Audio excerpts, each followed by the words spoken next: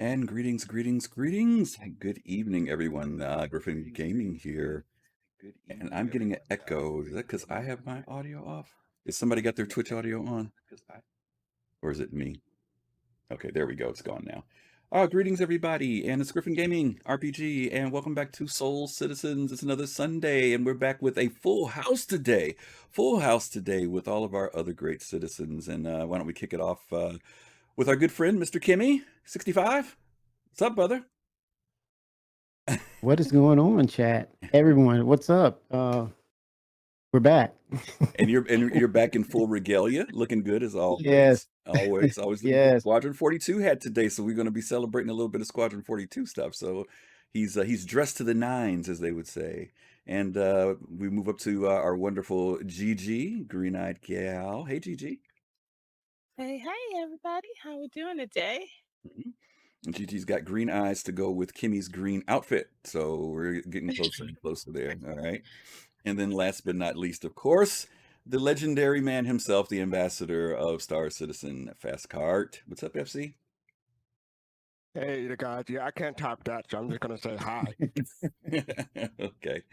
Like Griffin, we didn't all get an intro like that. Yeah, I will. Yeah, sorry. Okay. Well, listen, when you guys step up here, You gotta be ambassador. you got to step up the full ambassador game. You know, I don't know. Fastcart gets the ambassador thing all the time. Listen, we're glad to have you guys back again. Yes, Jiro, what's up? Yes, all the super nerds are here. Yeah, we are nerds for Star Citizen. And today we're going to be kind of doing a throwback show. When Fastcart and I were talking about this particular show, it kind of Squadron 42 has been the subject in the community, guys, right? I mean, recently there's been a lot of stuff talking about Squadron 42. People were looking for You don't say. You don't say, right? The roadmap of the roadmap. Yeah, the roadmap of the roadmap. And you know, folks were looking for some type of trailer, some type of roadmap. We heard several months back that Brian Chambers was going to be taking over the project, but there had been a little bit of silence from CIG. And I kind of thought about this show. It was just ironic, Fastcart, you mentioned this, that just recently CIG brought back up the subject about MoCap. And so for those of you who weren't around back in the early days, the MoCap for this project was actually funded by you, the backers, the equipment that they purchased to do MoCap. Yes. Initially, Backer they gold. were renting, right? Kimmy, it was from Andy Serkis's company, right? At first, weren't they shooting there initially? Yeah. Then they bought Well, it was both. Right. It was both, Griff. Oh, both. They Okay. had their own motion capture studio as well, but Andy Serkis came in and lent them a hand and guidance on that. Right. But I thought that they were profession. using his. I thought they were using his company I first, think right? it meant Right before they bought it. Before they bought it. Yeah, before they bought it. Yeah, Mhm. before they bought it, they were doing to Andy Serkis. Yeah, they were using his company, and then then they bought their own. And then you're right, Andy was definitely a consultant for them through the project. And so Yeah. what we want to do is go back and look at how this all got started. And not only do we want to do that, there was video interviews that they shot that many people in our community never saw, where they interviewed all of the main stars that are going to be in Squadron 42. So this is going to be kind of new for some folks. I don't know. I know Kimmy's seen it. Gigi, have you seen this footage yet? Have you seen it? I believe I have. Yeah. You think you have? Okay, Fastcart, you've seen it, right? Yeah, I've seen it. Okay. I have them up on the screen so I can copy and paste them into Twitch chat. Okay, awesome. That's great. So if you guys have never seen this stuff, you're in for a real treat. If you haven't seen it, it's been 5 years. This stuff was shot back in 2015, if I'm not mistaken, 2014, 2015. There's also one clip that we're going to show that's from PC Gamer, and it's a little bit more extensive interview with Mark Hamill talking about Star Citizen and Star Wars and Squadron 42, which is kind of a treat. So we're going to jump into it. Let me change my screens here because I got to do this manually. And we're going to go ahead and pick up with the very first video, which was the video that Chris cut himself. If you guys will remember, what do we call it when we get to the different landmark stones? What do they call those things when we're raising money? The different levels? I can hear you in Discord. Yes. We can't hear you, Griff. You can't hear me. Oh, sorry about that. That's because I clicked on the other software. What do we call it when you get to the different milestones when they're doing the fundraising? What do they call those different levels? Milestone. Thanks, hurdles, fastcart. Thanks, fastcart. No, no. goals, Goals. Thank you. The financial goals. goals, or Thank you. Funding Thank you, goals. Okay. funding Kimmy. Thank goals. you, I call them Kimmy. milestones. Yeah, fast card just made me sound like an idiot. They call them milestones, milestone. Okay, so all right. So anyway, they had these different goals. Thank you again, Kimmy, that they were trying to reach, and one of them was to purchase the MoCap, and they had And to that was one raise of them. Yeah. $10 million. And so Chris Yep. actually cut a video saying thank you to the community. So we're going to start with that one first. Then we're going to go into looking at what the pipeline is. We'll take a quick break there, and then we're going to start going into the different interviews with the different stars that are in the thing. Oh, before I go any further, I have to plug a shameless plug here. We now have Soul Citizen merch. If you can see that, I don't know. Can you see it? Shame Soul on Citizen you. merch. I know I've got to put the play. Listen, brother, it costs money to run this thing, and Shame so on you. listen. I'm subscribing to my own stream. Trust me, I'm trying to raise whatever money I can. So listen, if you guys are interested, we have Soul Citizen merchandise. If you look on your page now, we have mugs, we have mouse pads, and we have what was the other thing we had? Mugs, mouse pads, and shirts. T-shirts. Yes, and we got to see Yeah. who's going to get their shirt first because Fastcart ordered his already, and I ordered mine. Did Yeah, you? mine is in the mail. Okay, yours is in the mail. You got notice? Oh shoot! Oh man! All right. How did you get yours before me? And I'm the one that set up the store. That's a ripoff, man. I got connections. Yeah, you got connections. Okay, all right. You keep forgetting the ambassador. Is that what it is? Is that ambassador plug that he's using? Okay, great. All right, thank you, J2. Yeah, we're trying to make things better around Thanks, here. J2. Well, Kimmy got a real brand new spanking upgrade to his computer, so he's over there 4K in it these days. I don't know. The rest of us have got to step up our game. Yeah. All right, so let's go ahead and look at this very first video, and this is the one that Chris cut for the community. Hopefully this will come up.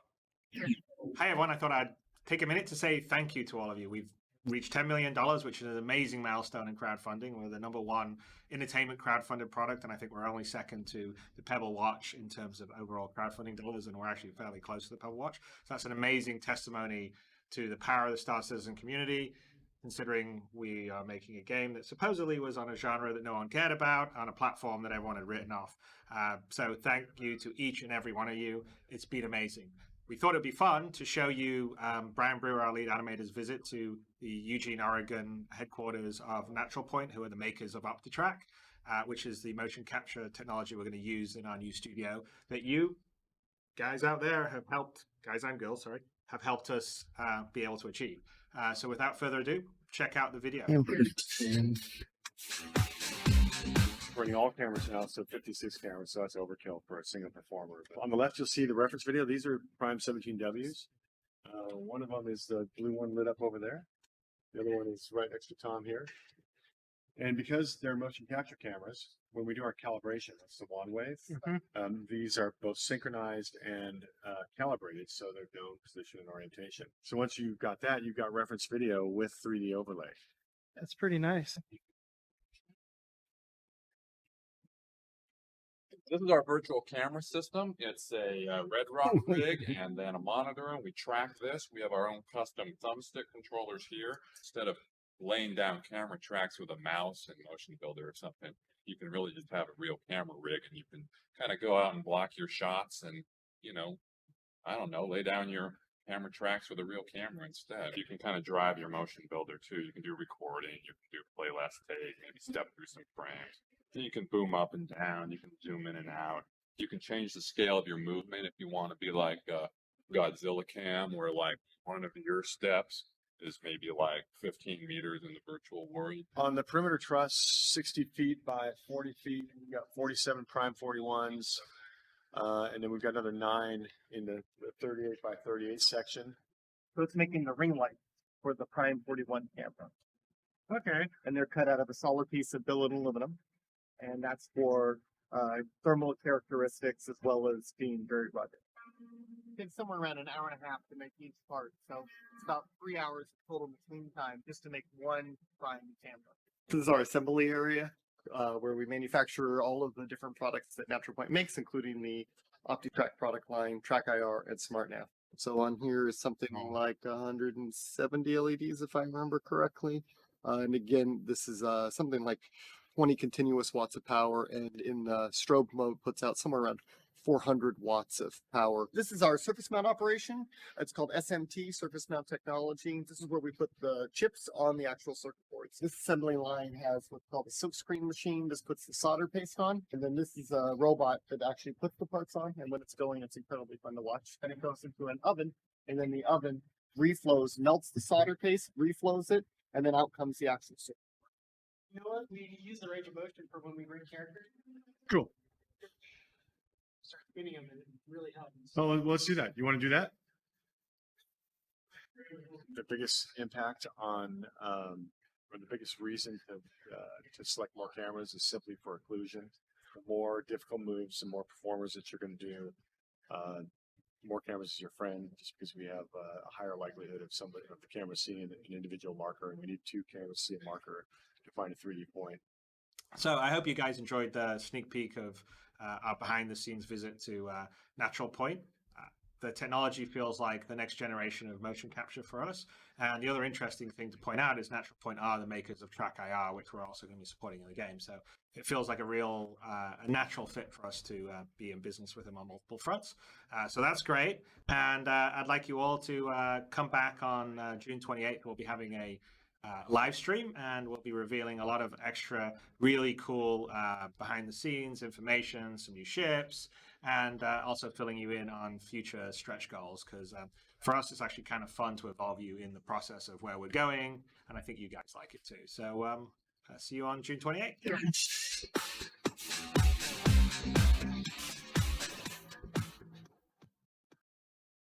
Hey, awesome. Kimmy, I'm gonna need you to do me a favor. We're having that same loop problem we had the other day. I don't remember what it was we did. Yeah, something you hit in Discord. I remember you said that was looping it before, but you may have to just mute when the videos are running. But otherwise, you sound fine. Let me ask you guys, Gigi, did you notice anything about that video? What stood out in that video to you in relation to the motion capture? I was just more wondering why they were building all these ginormous set pieces, honestly. Yeah. Well, this was what they actually did was take us to the factory that made the motion capture for CIG, because that wasn't actually at their studio. So they just kind of showed us the manufacturing side of it. Was it called Central Point or Standard, whatever the name of the company was? What was the name of the company? Did you guys? It was something Point. But they were just kind of showing us the whole process of how the thing was built. Because they have a different area where they shoot. Now, when we look at it, these other videos, you'll see where CIG was shooting it. So it'll give it a little bit better perspective on that. But $10 million for it, you know, and I guess it was cheaper to buy it than it was to rent it. And evidently, I would think that's the case. Fastcart, what about you? Anything stick out to you in there? Yeah, this is from June 10th, 2013. So I actually had not seen this one. This is my first time seeing it. So I outside of the motion capture part, it was amazing to see how young Chris looked. It's always amazing to me how people age in this project, like especially me, because I didn't have all this gray back in 2016. but as far as our motion capture goes, I think the technology, it's interesting how they call it motion capture in this video, but then they moved on to call it performance capture in later videos. I think in 2015. So, I think that's interesting. Yep, it has progressed. Kimmy, what about you? Anything stick out in particular? Yeah, it's compelling what they are doing, right, in that regards to how they're developing the game now, because at one point they were using it as facial capture, specifically for the actors, but then it was also used to bring in the body structure into the game as well. If you notice how they were using motion and they were doing action scenes, they want that realism. So that was a key tool in this development track for them. Not just the facial for the actors, but also rigging the body structures for the avatars that you see today. Yeah, good point. My point is similar along the lines of Fastcart, and it was the fact that what stuck out to me was that Chris was 20 pounds lighter. That's where I'm going to go, because you guys are terrible. Hey, that brother's been sitting around eating a few Twinkies and cheeseburgers working on this game, obviously. It's the presidency. Yeah, but to Fastcart's point, he looked younger. I mean, he did look younger. They're wrong. Yeah, I mean, he did look younger in the video, and definitely a little lighter. So, and Chris, nothing against that. We get it. Yeah, nothing against it. And you wonder why he's not showing up. Yeah. And you guys wonder why he doesn't show up You know, anymore. you know what? This will be the show he actually does Myself show up. bald That'll and be messed fat. up, right? Yeah. This will be the one Is that time where Chris? somebody shows up. You It's said just like, that. hey, You those said guys. that. Yeah, don't send those guys from Soul Citizens anything. Those guys have been talking about you. Yeah, okay. So let's go. let's take a look at the next video, and this one goes into the pipeline.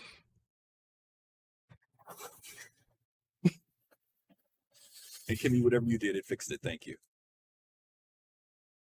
There's lots of pipelines in something considered a character pipeline because it spans across different disciplines. And generally what a pipeline means is it's how to get from one location to another location. So in case of a character, the overall character pipeline is how to Horace, where start have you from been? no character to an idea to the final character actually in the game. Figuring out exactly who we go to at what time, what task has to be done by a certain guy, what's going to block other things from getting done. And in the end, do we get all the content that we need to be able to technically do what we want to do? The first step is, you have the actors in the studios and they're kind of capturing all their movements, facial expressions, everything, their acting performances to get all the data that we need to provide that information to the character and the skeleton to kind of bring these characters alive once we actually get the game objects. The UK's role within this pipeline is really on the animation front. We've got a gentleman by the name of John Jones who works out in the UK. He corresponds directly with Cubic as well as 3Lateral to receive all that data in. For example, with Mark Hamill's scan sets, we'd run through the 87 poses and it breaks down the face into every minute muscle movement, break down the smile into how it pulls the muscles in every direction. And that enables the guys in Serbia to recreate that movement on the head rig, which means we can pretty much get a one-to-one between the real Mark Hamill and the face rig. When there's an animation that comes in, he will always review it. And then if there's any changes that he needs to make, he'll make the change, then export that into Engine. And then it's up to myself or Forrest to review it. Through that data, we kind of build the 3D mesh that's very high and very dense. And then we basically have a basic topology that we use for all of our heads, which is our edge loops, our vert counts, our face sizes.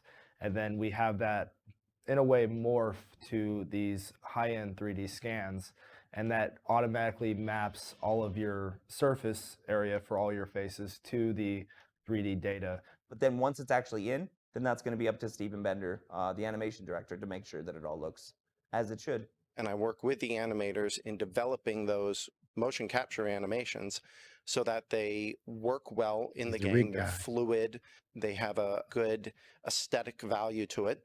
And then I also work with the designers in implementing that as well as the programmers into the final product. And then all of a sudden you have this head that perfectly matches, an actor. Once you have that, we can start actually putting our skeleton on there. So one of the unique things we do is we use a muscle-based system underneath the skin. So we add a bunch of joints and muscles that deform the skin correctly as if it had real muscles. So game engines can't really handle muscles, but we use some proprietary tricks that make it work in the engine. Start with the movements, you go to the mesh, and then you go back, grab that movement data, add it to the skeleton.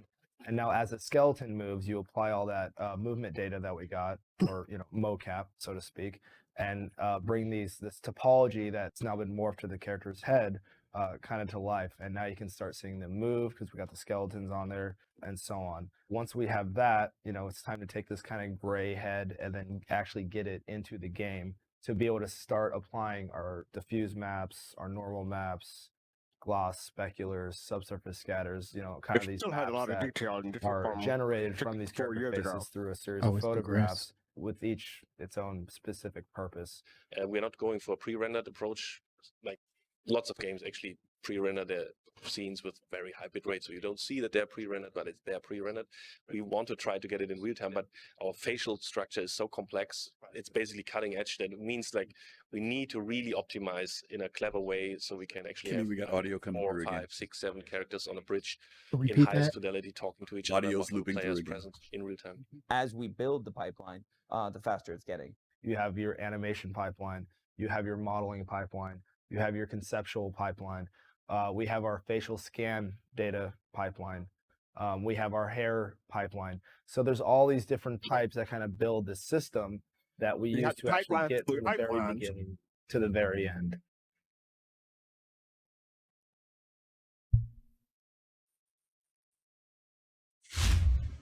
I need them to do something with that hair pipeline sooner rather than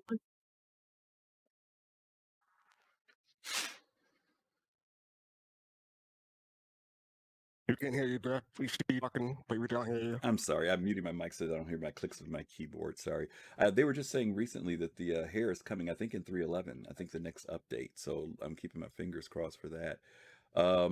This was just kind of giving us an idea of the process, right? Of the whole thing that they go through to go from what's being shot and how it's transferred into the final animations for the game. If I'm remembering correctly, they told us that they have thus far shot over 38,000 captures for the game thus far.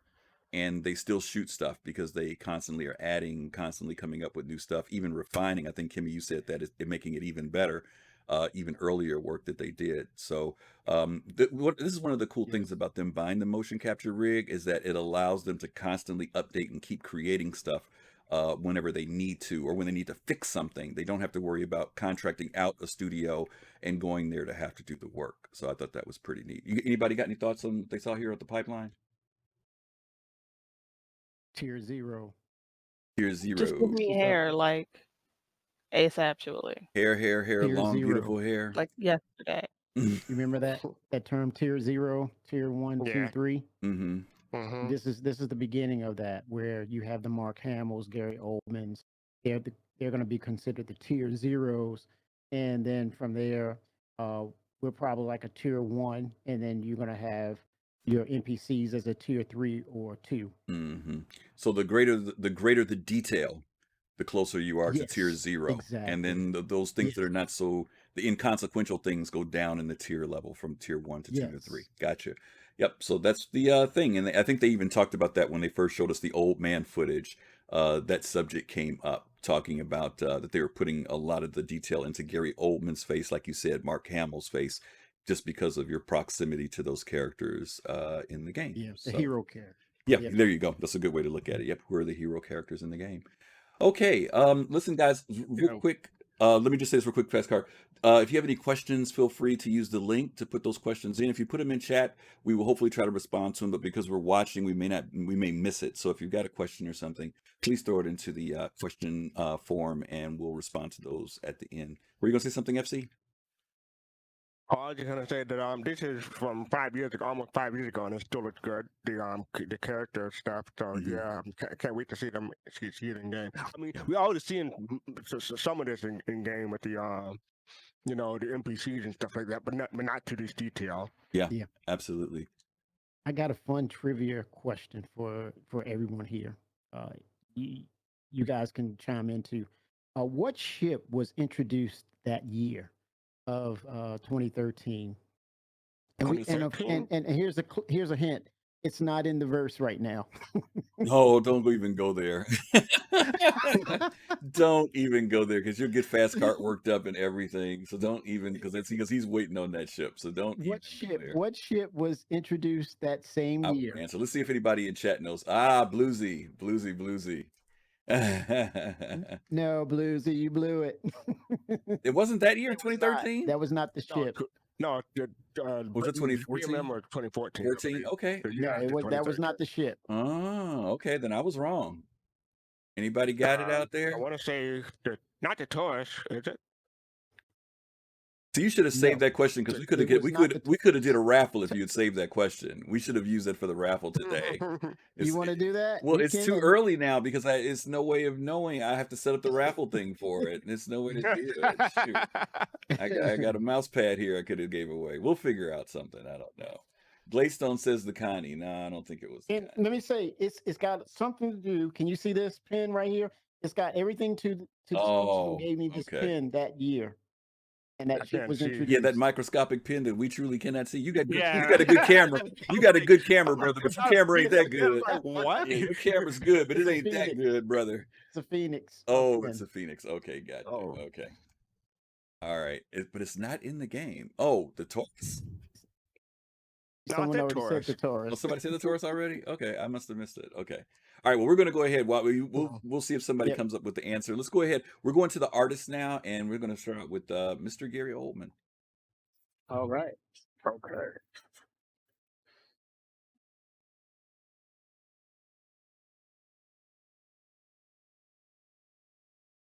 Hi, everybody. I'm Sandy Gardiner, and I am sitting here with Gary Oldman. Very exciting for our fans. Gary, you're not unfamiliar with working in video games, but this one was full performance capture. So how has this experience been for you? Well, it's total. The work I've done before has been voice work. So you come in and lay down a vocal track, and this is completely different because we wear the cameras and the headgear, so it captures the performance, and all those other many cameras and gizmos capture the physicality. It's more like being in a film as an actor rather than the other games I've done. It's a bit like radio. You know, you go in and lay down a voice for the character. Right. And how did the suit and the headset, was that all okay for you, or? The technology has come on, I mean, leaps and bounds. Maybe not quite 10 years ago, I was in A Christmas Carol and the Bob Zemeckis film with Jim Carrey, and it was the same deal. You know, it was performance capture, but it was cruder. So what you can now do with these games is remarkable. And then I think what Chris wants to do, our director, creator, is again sort of pushing the envelope on it. Do you have any funny anecdotes from the set, from your shoot? I play a character. I play the admiral of the Krugeri ship, sort of like a destroyer, big battleship in the fleet. And I found it hard to say Admiral Bishop. See, I can't do it. I could say, you know, Admiral Susan, Admiral Doug, Admiral Gary, Admiral Bishop. Can't say it.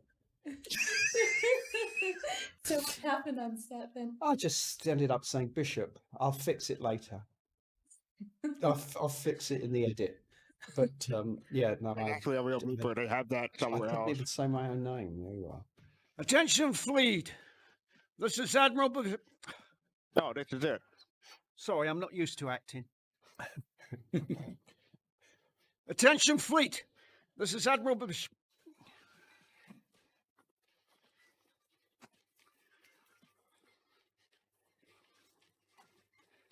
Attention, fleet.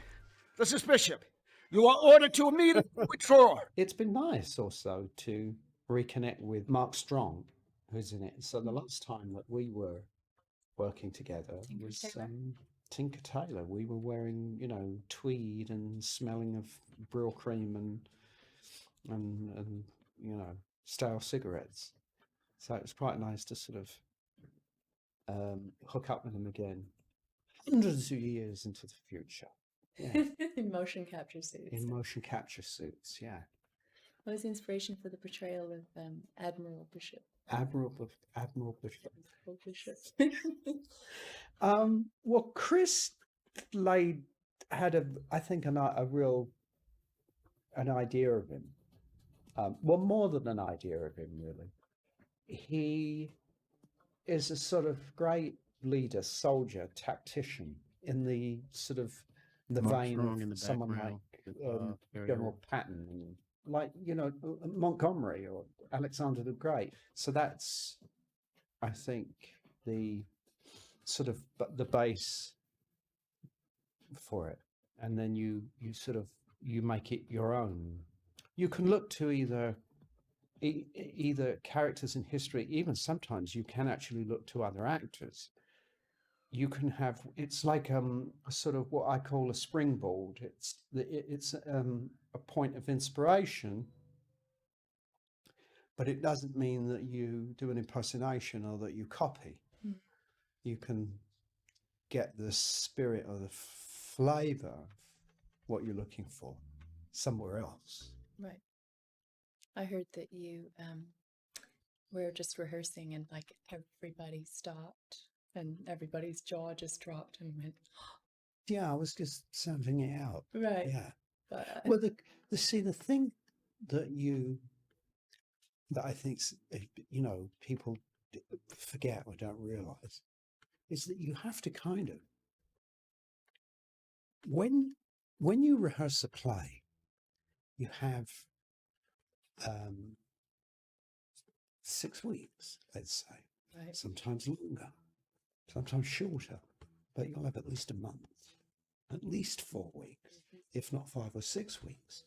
And that's when you're in a room finding the character, the dynamics, in a scene, you're finding your own character, you're working out the relationships, or at least, no, the relationships are there, but you're digging and understanding and getting to grips with these people that you're portraying.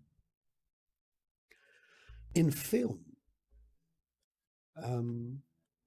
you don't have that luxury. Right. So a lot of it, you have to kind of just do at home. You just do it in your kitchen or your bedroom, wherever you, Right. it's kitchen acting, I call it.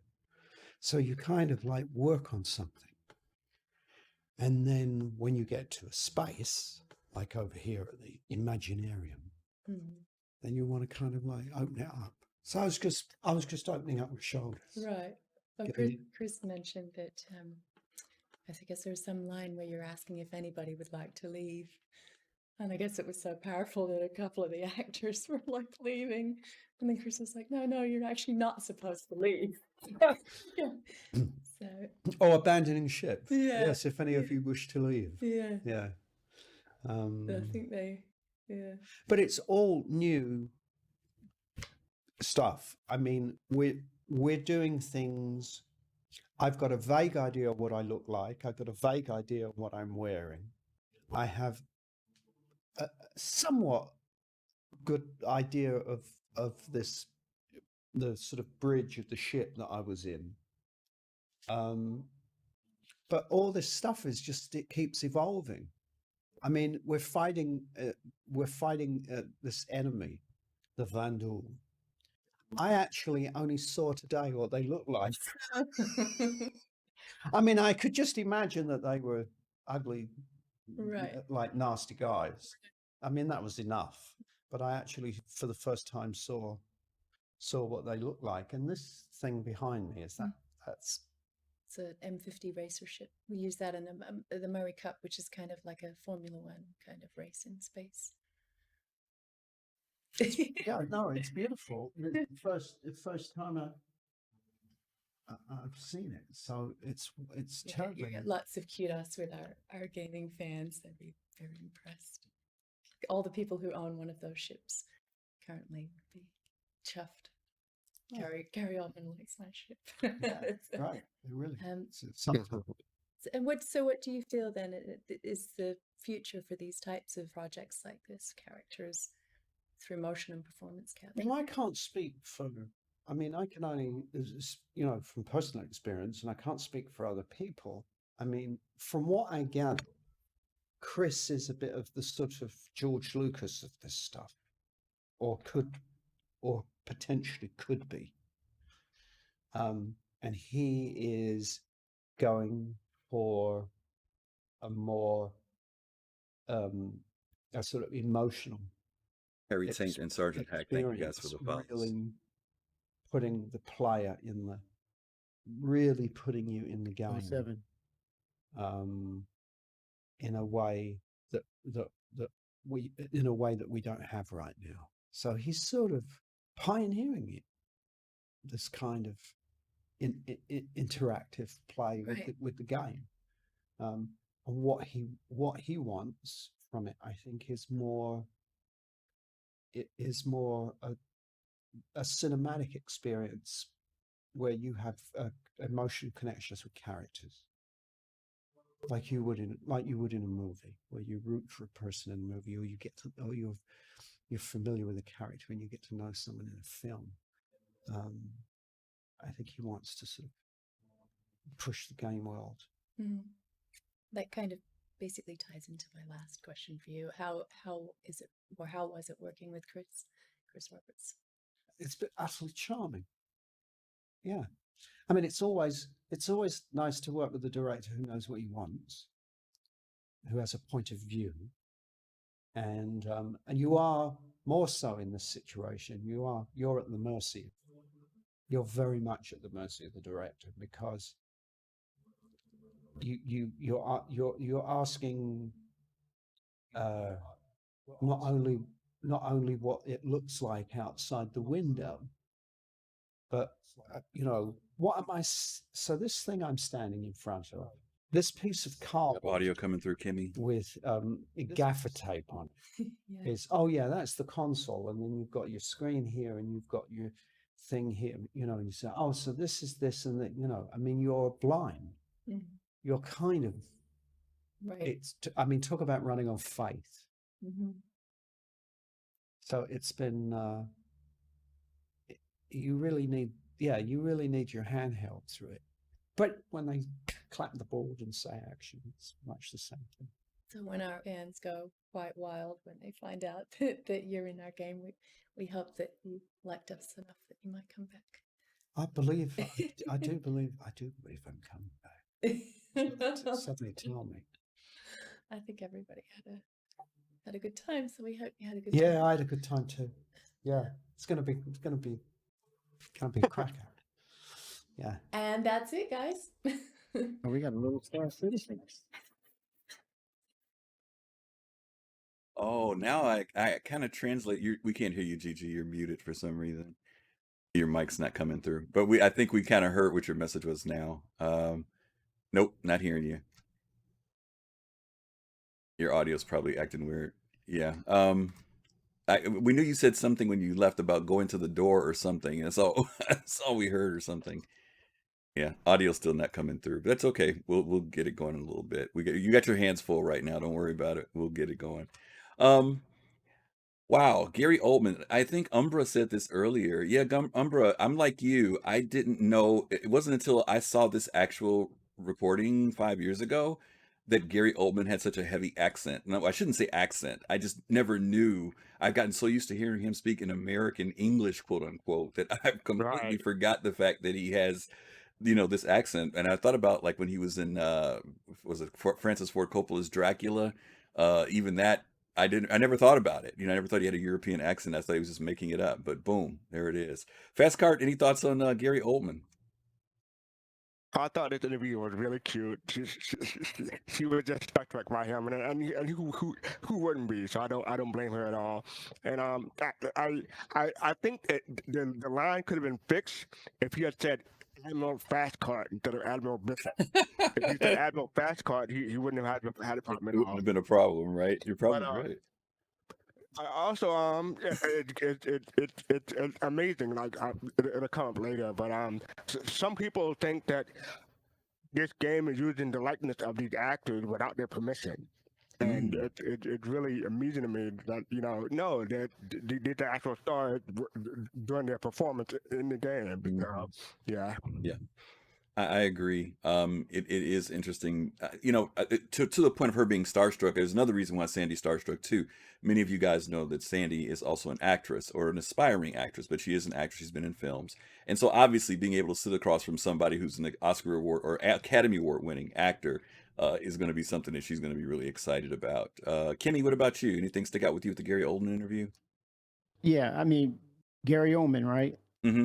When you look at the body of work that this particular guy has done, and you look at, well, coming from what he was talking about, and you get a little insight of his personality, and looking at, and you compare that with the body of work that he's done, it shines a lot of light to Squadron 42 that it has the potential to be something really special, because when you say Gary Oldman, it's not a money grab, right? You would think that, okay, Chris has these quasi actors, actresses coming in, and they're going to do a quick money grabbing and they're out. They don't need any money. I look at the body of work that they've been, doing, and they, and it lends to say that they looked at the script and said, "Wow, this is astounding." And he did lead on to the point of where technology is and how it's telling these new stories in this new medium.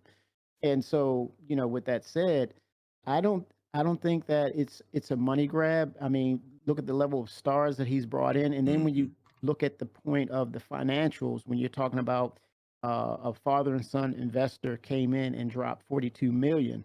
That's to say that they don't lend money. Yeah. They're Yeah. into making money. So it's just to say that there's a potential that they saw something, they liked it, and they said, Mhm. "Hey, I'm going to make some money. Here's what do you need?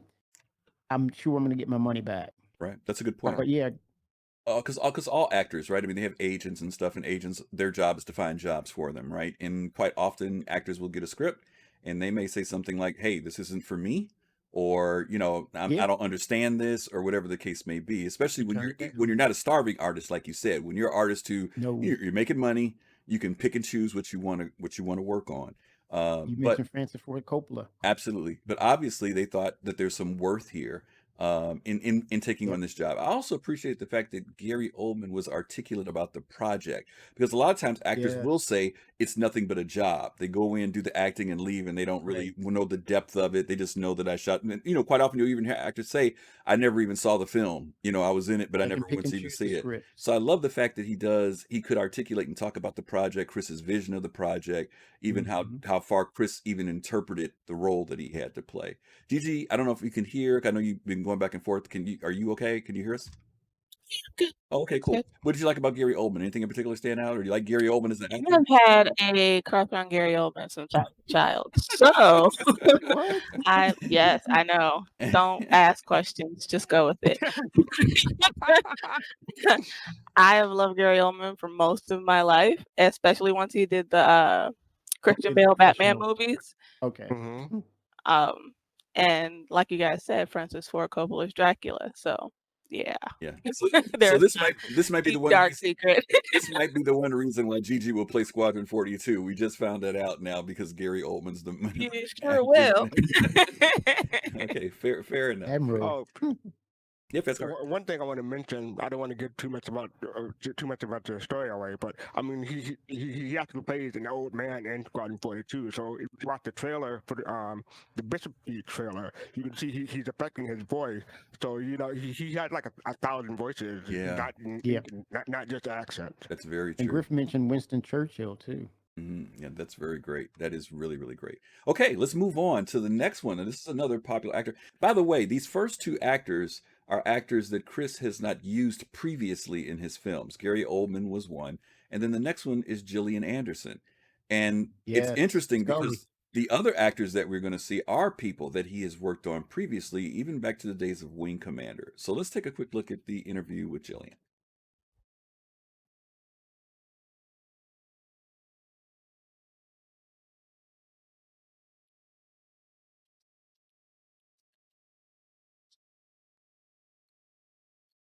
There's no hiding anything in those suits. I don't think that I was quite prepared for how exposed you are walking around. And I was okay because at least mine was black. The only thing to do really at that juncture is just to laugh at yourself, laugh at the situation. It was kind of fun. It was Gillian Sastay. She was great, playing Rachel McLaren, the daughter of Admiral Bishop, who's played by Gary Oldman. She was a good sport. We ran around, did all these crazy motion sets with her, and so she was game for everything. It was made extremely friendly and comfortable very, very quickly by the other actors and by the director. I love that high-tech gun that she has. Put your ego at the door and just have fun. That's kind of one of the nice things that we're trying to do here as well. It's really good actors and have fun with them and She's try and playing get some as of their the magic Admiral's daughter. into the digital world. Admiral Bishop's daughter. Incoming. Stay sharp. I look like SANDI the squirrel from SpongeBob. It's just strange to be doing, very, very serious scenes with serious actors when you look like that. Whatever technology was attached to us is picking up every single emotion. It really kind of focuses your mind on that this is a serious situation. You've also got Gary Oldman and Mark Strong. Yeah, we were going through a list of actresses that we thought would be believable as Gary's daughter and a strong person that would be able to lead the ship, because you have to believe that this person is in command and is confident. All the things that I think Gillian can do really well. Never gets old, does it? Sir. Please.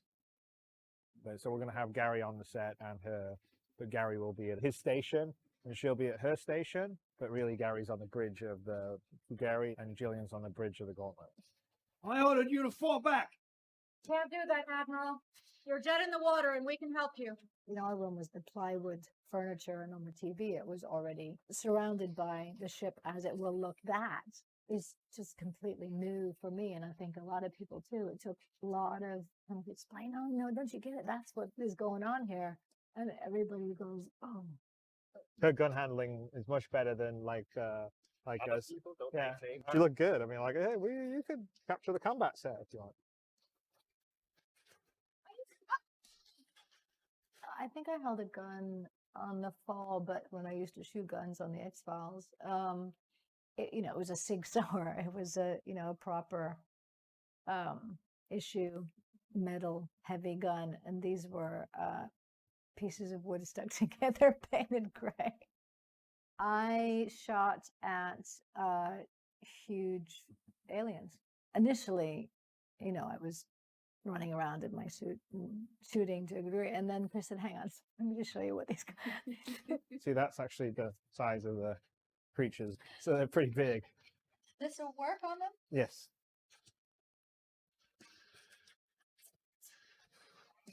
Well, I had a huge amount of fun, and it wasn't embarrassing enough to not come back again. It's a great day. Yeah, it was fun. Pretty amazing. Yeah, like a dream come true. Gillian Anderson and Space Marines and aliens.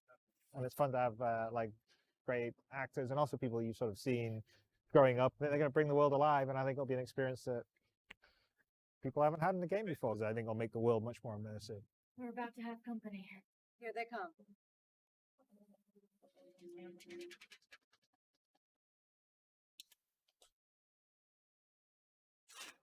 DG, Gillian, what'd you think about that? Did you ever watch her when she was on X-Files?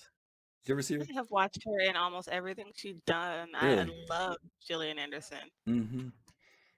I thought it was pretty cool that she talked about how she had a real Sig Sauer that had weight and metal. And then she says, I got this wooden gun. These pieces of wood that are slapped together. I love that. Yeah, I've watched her in The Fall, which is a pretty good show, actually. Mm-hmm. And of course, X-Files, because X-Files. Yeah. But I absolutely adore her. I'm very excited to see her in Squadron 42. I loved kind of hearing her, like you said, her take on the gun after having used a real gun on the set of The Fall. Mm-hmm. She just has this big piece of wood that they kind of painted together. But yeah, I'm super excited. That's cool. Kimmy, what about Gillian? Oh, I'm right there with GG. It's all about Scully, right? And it just shows that niche for her, sci-fi. She embodies it in whatever form it takes, and she's spot on with it. And it's good to see her on board with Squadron 42 in this genre this story that Chris is telling.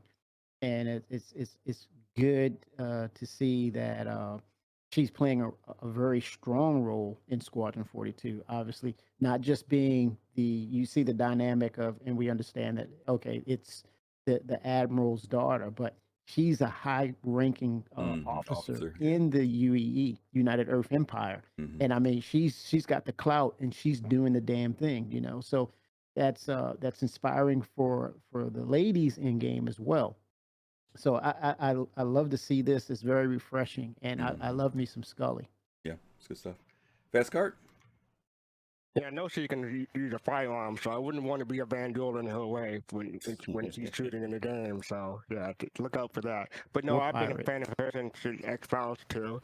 I also recently saw her in not recently, but a while ago she was in American Gods. So they was like, It was is that her? American Gods. I forgot about it. Right. Yes. So I was like, wait, is that her? Mm. That is her. So It's it was Scully. good to see It's her again. sci-fi. Yeah. Well, I will say this to your point. I had to get a chuckle, Fastcart, when she said when she was first running around shooting, she was shooting like she would in any of the other TV shows. Then when Chris shows her what a Van Duel looks like, I love when she says, "And this thing will actually hurt it." You know, it's like, Exactly. she sees how big the Van Duel is. You know, she's like, "Oh, and this thing will actually work on That it." is funny. The video that you played is different from the video that I posted. I posted in the link. Sorry about that, everyone. But yeah, some actors have two different videos instead of just one. But Right. yeah. Okay, no problem. Okay, so let's move on past Gillian and let's go to this is an old favorite of mine. Fastcart and I were talking about this the other day. John Rhys-Davies. John Rhys-Davies for me is memorable because there was a series that was put out on the BBC called oh God, how did it just flew off my head? Uh I can't think of it now. I can't believe it just slipped off the tip of my tongue. But it was the first series that I saw both he and Patrick Stewart on. It came out in the 1960s, and it was based upon the Roman Empire.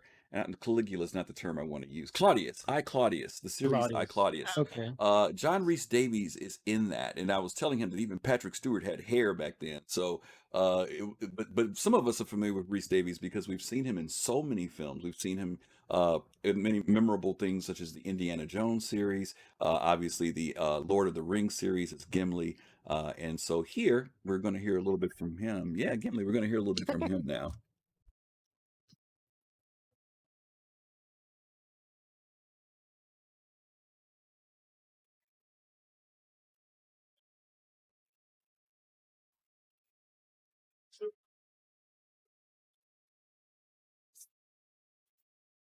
The motion capture is a nightmare. It's an iron band around your head. And I'll swear Mark's is lighter than mine. But you can't Most get of too close to 69. your Thank fellow you for the 50s, bits. We because you've got appreciate it. Thank this you. boom thing hanging out here. And you've got 3 little cameras there. And because they're that close to your face, they're effectively fisheyes. So you look at yourself on the monitor and you have the biggest honk you can imagine. This is Lieutenant Commander Colton. It's lovely to work with you again. We have a lot of fun together. And I play a man called Graves, who actually served with the old man, as he's called, Monk's character, in the 118 Squadron. You fight or you die. Everybody who can fight, grab a weapon. I mean, both Mark and John worked with me in Wing Commander 3 and 4. When I started doing Star Citizen at Squadron 42, I wanted to bring back some of the people, the character of Commander Steve Colton, his call sign's Old Man, and Graves, who's sort of running security on the station. It just sort of felt like a natural fit for Mark and John, so I sort of talked to them about coming, and it's kind of fun to work with people you're friends with and you have a lot of respect for. Right, listen up. This is not a drill. Security personnel will evacuate now to the lower levels immediately. He's a grand old British actor, and and he's got awesome stories, and he's a really lovely man. So a lot of fun. Come on, then. Let's get you rearmed and reloaded. This is possibly the most important battle you'll ever fight. This is the current state of the art of motion capture. And that's one of the reasons why this project is really, fun to do, but really quite important. Technology and the techniques that we are learning and finding now will probably find themselves in medicine, in education, because you can. It's a real interaction. Wait. And that nice, modest young Englishman, Chris, is at the forefront of this. And I cheer him on. I cheer him. He always had an extraordinary patience, and he's just very comfortable around actors these days. And what comes across, of course, he likes the people he works with. I really am enjoying doing this. Sit back in your seats. This is going to be a hell of a ride.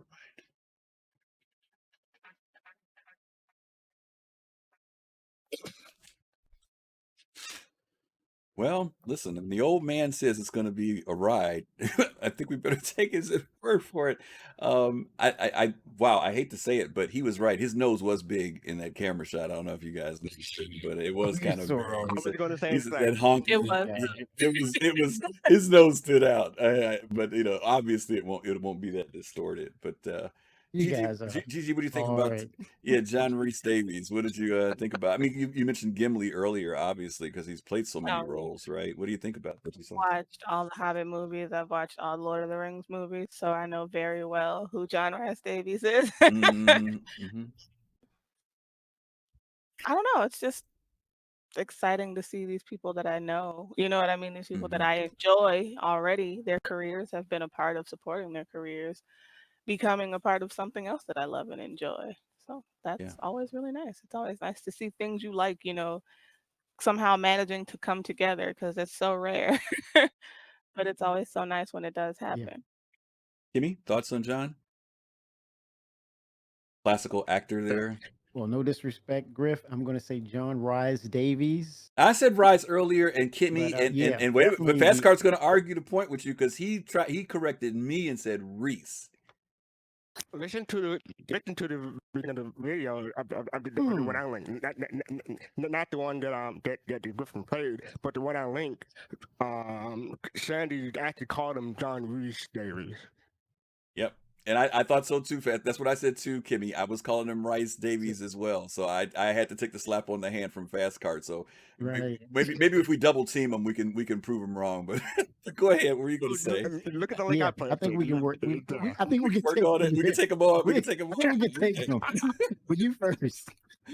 All right, me first. Thanks a lot. You Oh, first, Griff. first. Okay, I get the first swing. Okay. Oh, I was gonna say it's so good to see him. Oh boy. It's so good to see him in the normal size because I'm so used to see him as a little. I forget the politically correct word. Yes. But as a dwarf now, and so it's like, oh, he's that tall. Okay, so yeah. I remember watching that series It's and hard not to make even that recognizing that connection, was him. I mean, it something resonated, but because it was a dwarf character, Yeah. I was like, oh, wait a minute, that is they did some weird freaking FX to make it short, But I'm used to But he him had as some Salah. makeup on too. Yeah, I'm he used did, to. he did had some Yeah, he enhancements. hated that makeup. Yeah, I heard. I loved him as Salah in the Indiana Jones stuff. That's where he always stuck in with me. He always kind of stayed in that space with me as one Okay. of my Yes, favorite characters. I remember him. Yeah. But again, and to both of you guys, all of you guys' points, to see It's the this. older statesman. Yeah, I was going to say the classical actor, right? I mean, you're right, Kimmy. That's so cool to Yeah. see somebody at Yep. this level in the game. And again, as you said earlier, somebody who maybe doesn't even have to be doing this type of work, but the relationship that they've had from the Wing Commander days is No. obviously still there. They still love working with Chris. They all have some aspect or Yes. understanding of the vision of what Chris is trying to do. So that's impressive to me. I mean, listen, guys, we know that actors are under contract. They have to do PR stuff and everything else. But I've seen actors at different levels where you get the feeling they're just doing it because the contract says so. And then the times when you see that they actually are a bit enthusiastic Going through the about the motions. idea. So when he said at the end, guys, get ready, it's going to be a hell of a ride, you got to believe that was, something that Yeah. he's impressed by what he's seen as well. So. Okay, well, let's move on to the. But what you said, Griff, their body of work. Yeah, yes, absolutely, and he's got one. Yeah, we were looking at it. We were looking at his IMDb page. We were like impressed. Like it was stupid. Whoa. It was stupid. I mean, from the '60s all the way through. I mean, he just They had can pick and so choose. much work. They can pick and Absolutely, choose these roles. absolutely.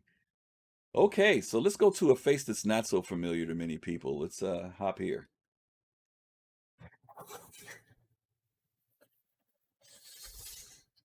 Striker, review this one. Striker 6-7.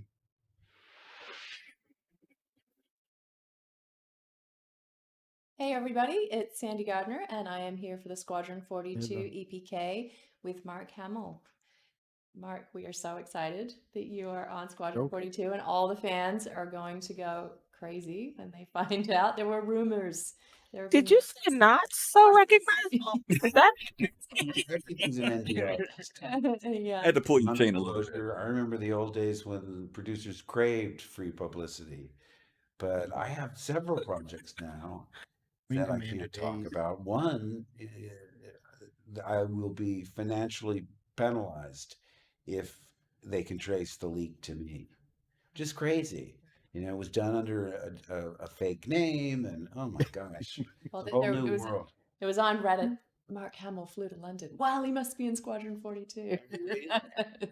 I did. I thought, oh, I probably shouldn't have done that. I did say in London for a top secret project. Spoiler alert, not SW related. SC, but or SQ-42.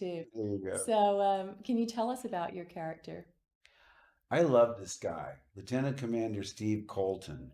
My father was a career naval officer, and I knew people like this. They were lifers. They sort of resented the more educated college boys, they used to call them. But he's not a people person. I remember reading that he doesn't so much instruct people as to hammer them into shape. So he doesn't suffer fools gladly. He doesn't really have people skills. He's gruff. But he's also very dedicated to the cause, which is admirable, and he's selfless in that regard. So it's really fun playing someone I wish I could be more like in real life.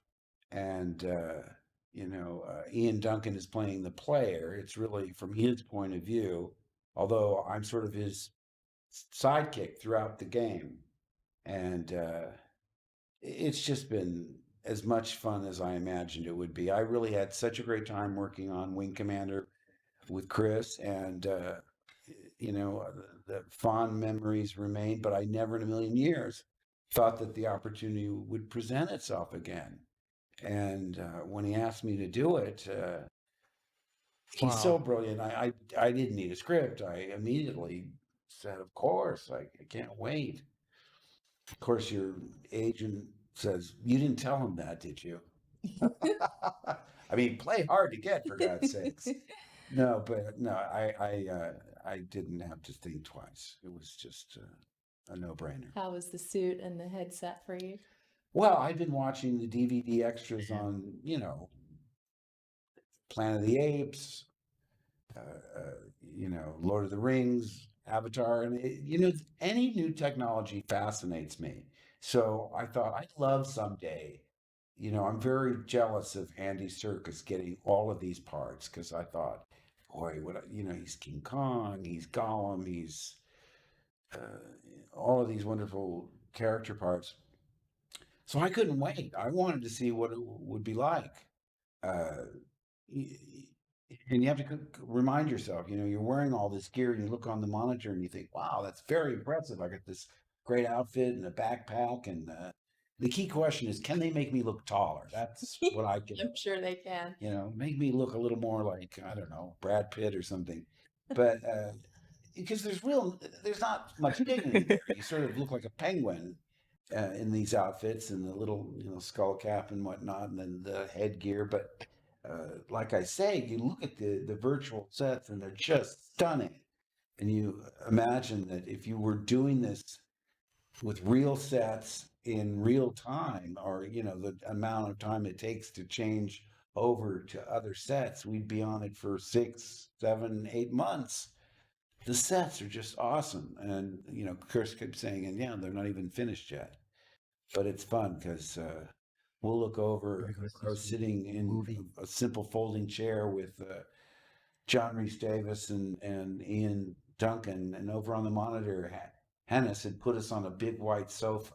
He said John Rhys-Davies. I guess he got bored, and you can sort of play around and do all of these things. But I'm like a kid in a toy store. I just love gadgets and gizmos, and whereas Wing Commander was really cutting edge in its day, here we are decades later, and Chris has done it again. So fun working with Chris again then. So much fun. He's first of all, he has such a firm grasp of every aspect of the game, because I said, well, fax me, email me and let me download the material. After about 500 pages, I'm trying to make heads or tails out of it. He very kindly sent a synopsis, which was great. But like I say, at any given moment, I can say, you know, what intensity level are we? What happened immediately before? Does this come before that scene? You know, I'd be lost without him. He's my guru, and he's so easygoing. He's not only got a firm grasp of what he needs from a technical point of view, but he's great with actors because you know, he's an accomplished director. He knows the problems we face. Very succinct in his direction. I mean, sometimes you can get overloaded with various levels of direction, and you know, he comes in and tweaks what he needs. But he's just fun to be around. He's, you know, a great director, a wizard of when it comes to computer games, and I'm very grateful that he's also a great friend. Well, we look very much forward to seeing you, Mark, in as Colton in the game, and also for the upcoming episodes after that. We'll be back. All right. Thanks, everybody.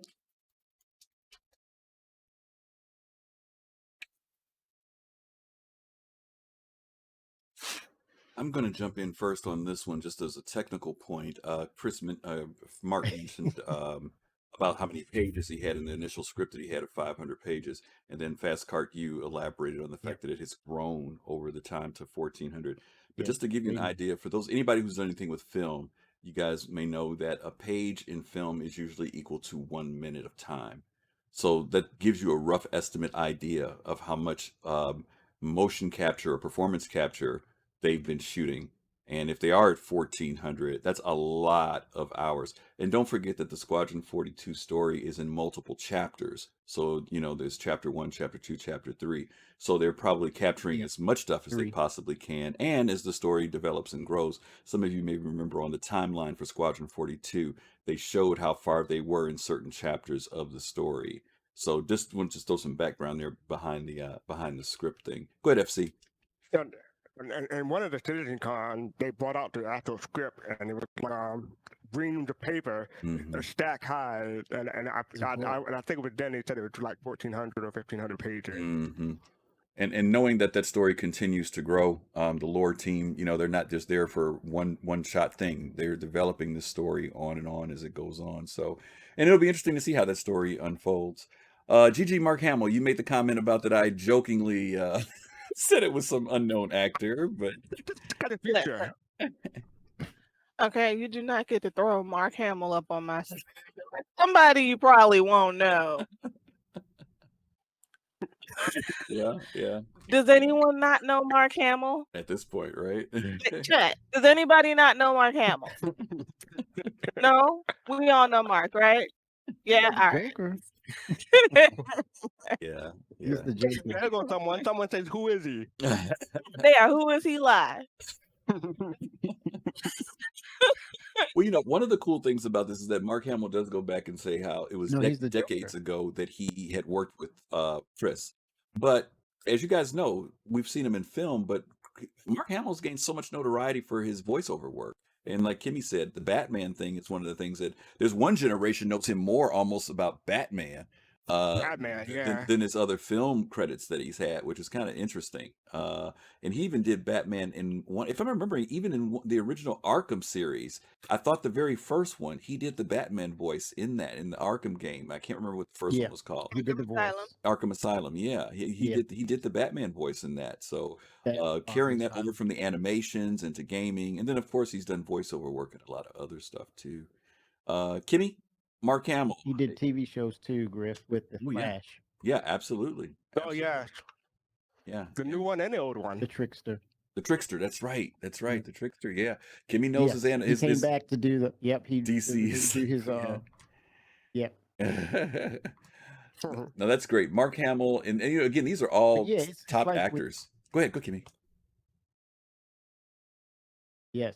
Oh no, I'm listening to you guys, but you know, it's just it goes back.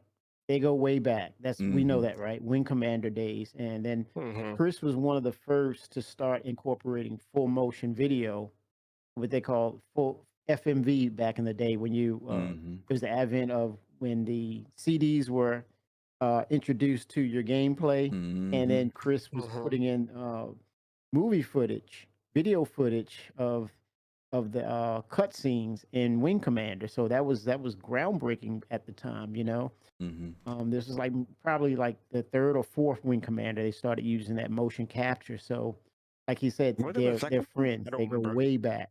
And the fact that you know, he didn't even need to read a script, as to what we were talking about earlier. As you said, Griff, these guys will look at a script and say, talk to the agent, and they're like, nah, that's a pass for me. And the fact that these guys all jumped in on it, wow. Yep. Mm-hmm. Good stuff. But yeah, Good stuff. they're tight. They go way back. Wing Commander. That's what I see with Mark Hamill, Star Wars, and Wing Commander. FC. Yeah, and like I think after 2016 they showed a trailer with Mark Hamill's character, and someone sent a tweet to Mark Hamill saying they're using your likeness in this video game, and it was like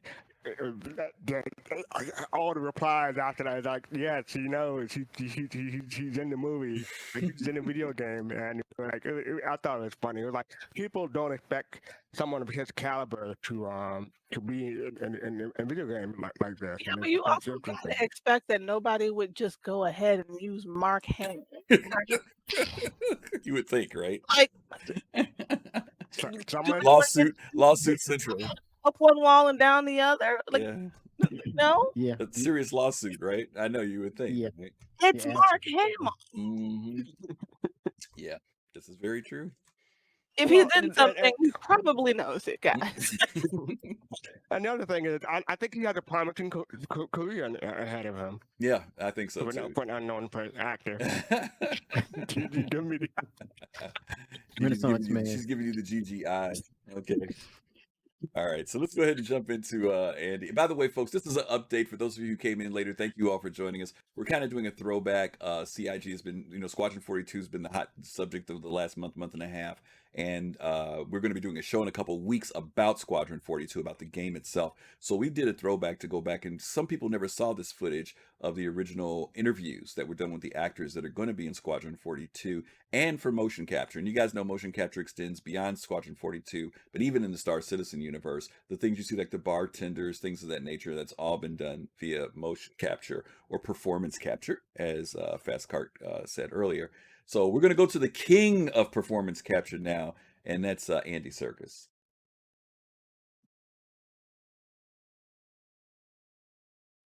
Not worthy.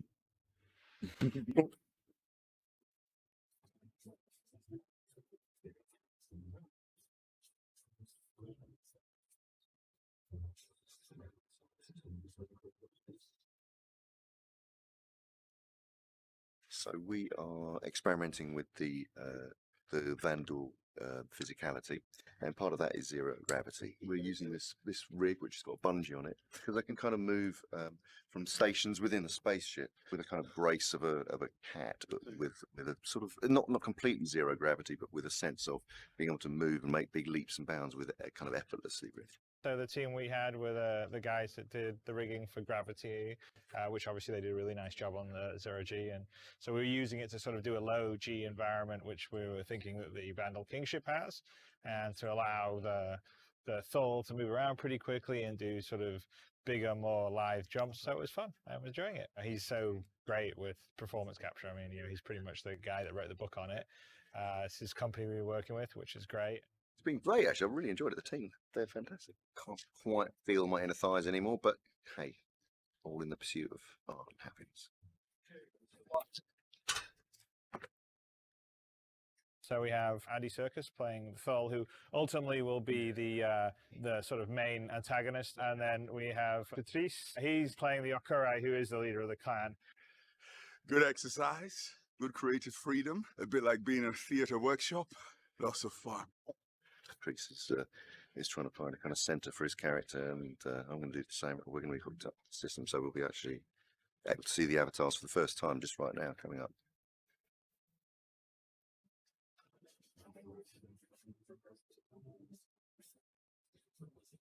This is going to work on that? Right now, you can actually see years ago, my character drinking a cup of tea. Oh, yeah. Because all good Vandals need a couple of PG tips at the end of the day. The scene that we're doing is them on the bridge, starting the battle against the UEE fleet.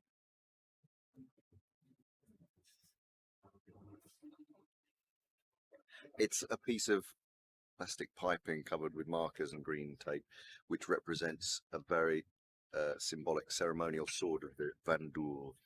This is the heart of your ship. So it's like, it's sort of like in, shunk, so it can be, and everything's going to start powering up. It will look slightly more glamorous, dangerous, and powerful than it does at the moment.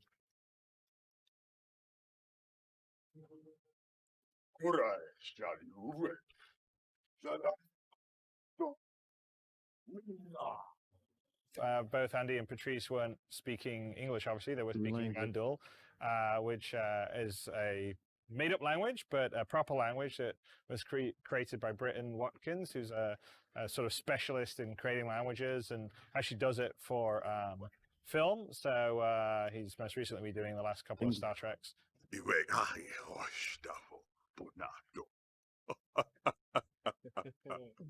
Konglang, apparently, that's what it's called. Constructed language. We had good direction. And of course, you had the great Andy Serkis. Yeah, the language is very guttural. It's kind of lots of sounds, and you know, there's a lot of that going on. Yeah, it's quite rich and it's very fun to do. We'll be able to publish the actual language, and people will be able to learn how to speak it, and it has a combination of spoken words, some signs for emphasis, and then also the Vandal bioluminescence. So they'll have sort of tone changes based on mood and stuff like that. So it'll be very cool. Yes, it is a wrap on Andy. Thank you, Andy. Thank you. It's nice to have got to this point, actually.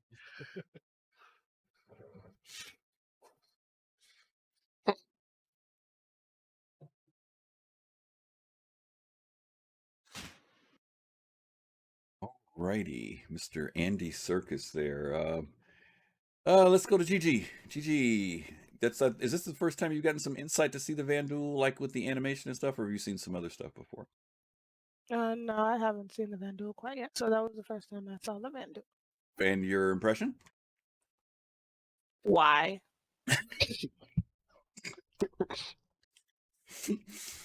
Okay, let me explain to you guys. Let me explain to the audience here Gigi's answer. Gigi has taken the position that whenever she's traveling in space, if there's something big and ugly outside, she will keep the engines warm on the ship and will not be going outside. So, sure.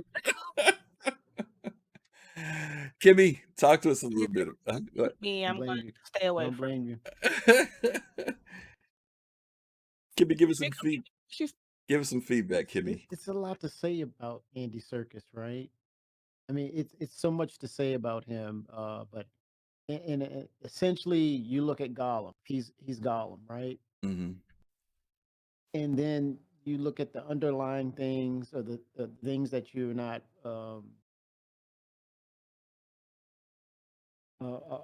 obviously aware of, like the motion capture technology that he's part of, King Kong, Gollum itself.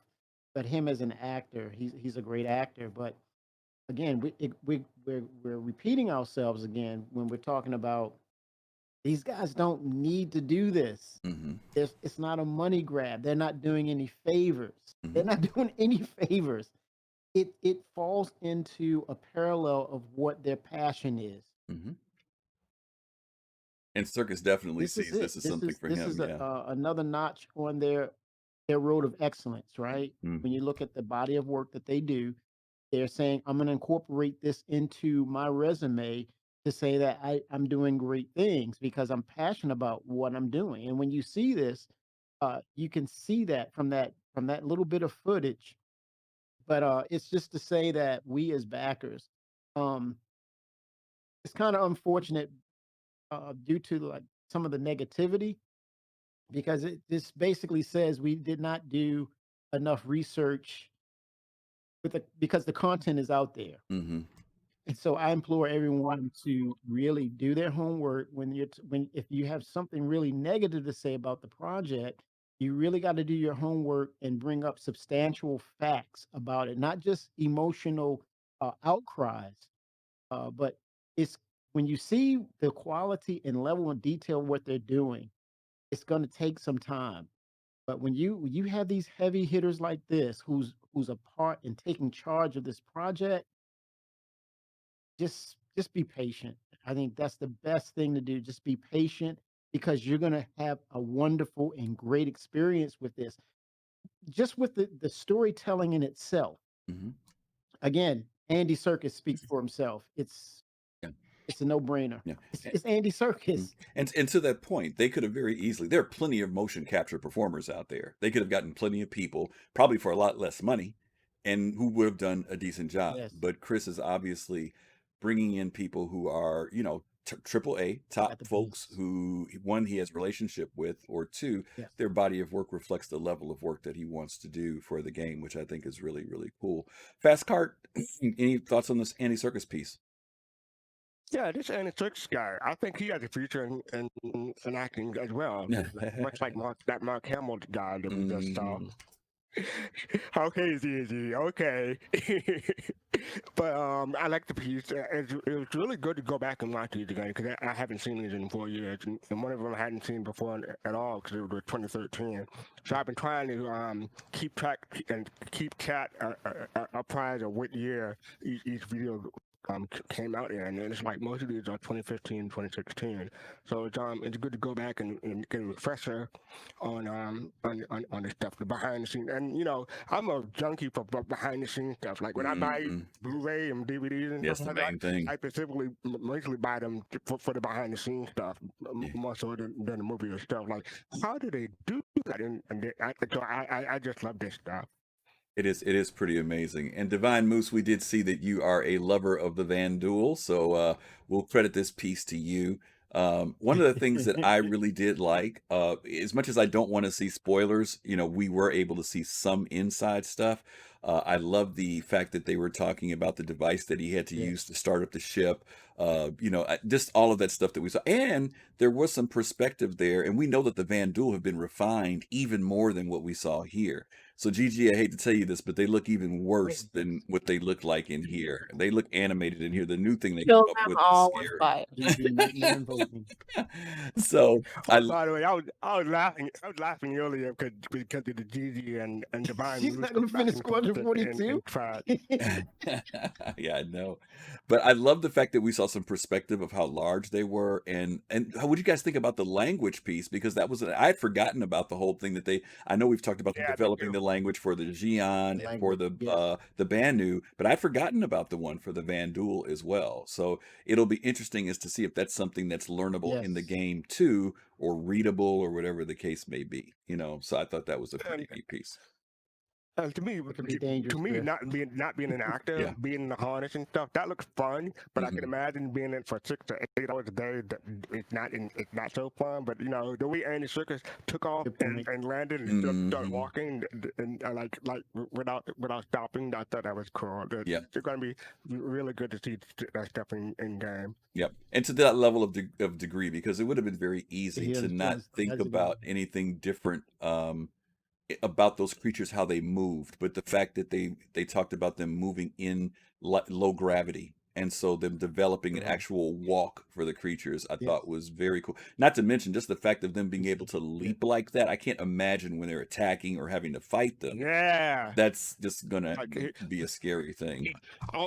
All I can say is that when they leap, aim for where they're landing. Don't aim for them when they're in the air. Yes, that's the truth. That's the truth. I agree with you 100% on that. Flamethrowers in the game. Okay. Teddy Cuddlesworth, we saw you come in, and thank you for the follow. We appreciate that. Let's move on. We've got another. Now, this is a different interview with Mark Hamill. He talks about Squadron 42, but he also gets a little bit into Star Wars, and then he comes back to Squadron 42. Mitachi, hey, what's up, Mitachi? Good to see you. Thank you for the fight. Yeah, sure. I need to know. So tell me a little bit more about your character, Squadron 42. Well, I play Lieutenant Commander Steve Colton. He's a lifer, kind of blunt guy, not a people person. They say he doesn't teach as much as hammer people into shape. but he's a true believer in the cause, and I enjoy the fact that my father was in the Navy. I knew a lot of guys like this, lifers, sort of no-nonsense guys, sometimes resentful of the more educated college boys. But he's the sole survivor of his very first mission. His entire crew was wiped out. He was the only survivor, which got him the nickname Old Man. They say prematurely in the script, but maybe they're being kind. I mean, I certainly feel I've grown to play an old man, but mostly it's because, you know, he got the nickname because he was the sole survivor of this horrendous massacre. Having played, I guess, the young hotshot pilot archetype in a few different contexts before, including Wing Commander, what's it like stepping into, I guess, a familiar environment in terms of, you know, sci-fi, this kind of fantasy, but in that elder statesman role? Well, it's a whole new ball game. I mean, I have seen this kind of technology on the DVD extras for Planet of the Apes and Avatar, and I found the making of as fascinating as the movies. I thought, gee, you know, I'd like to do that someday, because I always enjoy doing things I've never done before. You know, I did a Broadway musical. Gosh, I never expected to do that because, you know, the challenges are keeping you on your toes. And I think you'll look for things that, you know, challenge you and, you know, that you're not just repeating yourself. But the advantage here was Chris Roberts. I had such a good time working with him. And not only is a wizard of all things involving games, but he's a great director and a great friend. And really, when he asked me, I didn't even have to read the script. I just jumped at it. I really wanted to work with him again. Of course, when they did the movie version of Wing Commander, they did the younger versions of all of us. And Freddie Prinze played me. And we're mistaken for each other all the time, so that's a natural choice. But, you know, between Star Wars going back to the prequels and then Wing Commander going back to them in the Flight Academy, my wife was saying, can't you pick one franchise that works for us chronologically? But, and working with John Rhys-Davies again, I just adore him. He's such a good actor. And we've had some, you know, Liam Cunningham and Ian Duncan. It's really been a pleasure. I'm sorry to see it coming to an end, to tell you the truth. And unlike Wing Commander, we can see the monitor and see exactly the sets that they have. But this is really stripping it down to basics because, you know, it's very equalizing to see everyone dressed exactly the same way. Doesn't matter whether you're a principal player or a background artist, we're all dressed the same way. Virtual sets, it really is, you know, you spend a lifetime on movie sets and doing television and whatnot, and you feel like you know something, and here you're going back and learning it all over again. But it's not that different. I mean, you really, it's all pretend. It's like when you're playing Robin Hood in the backyard when you're 9 years old. People say, well, isn't it hard to imagine you're flying a spaceship? I said, look, you know, you've been in cutaway cars on a soundstage where they're just rocking it, and it's really no different than more conventional scenarios. Action.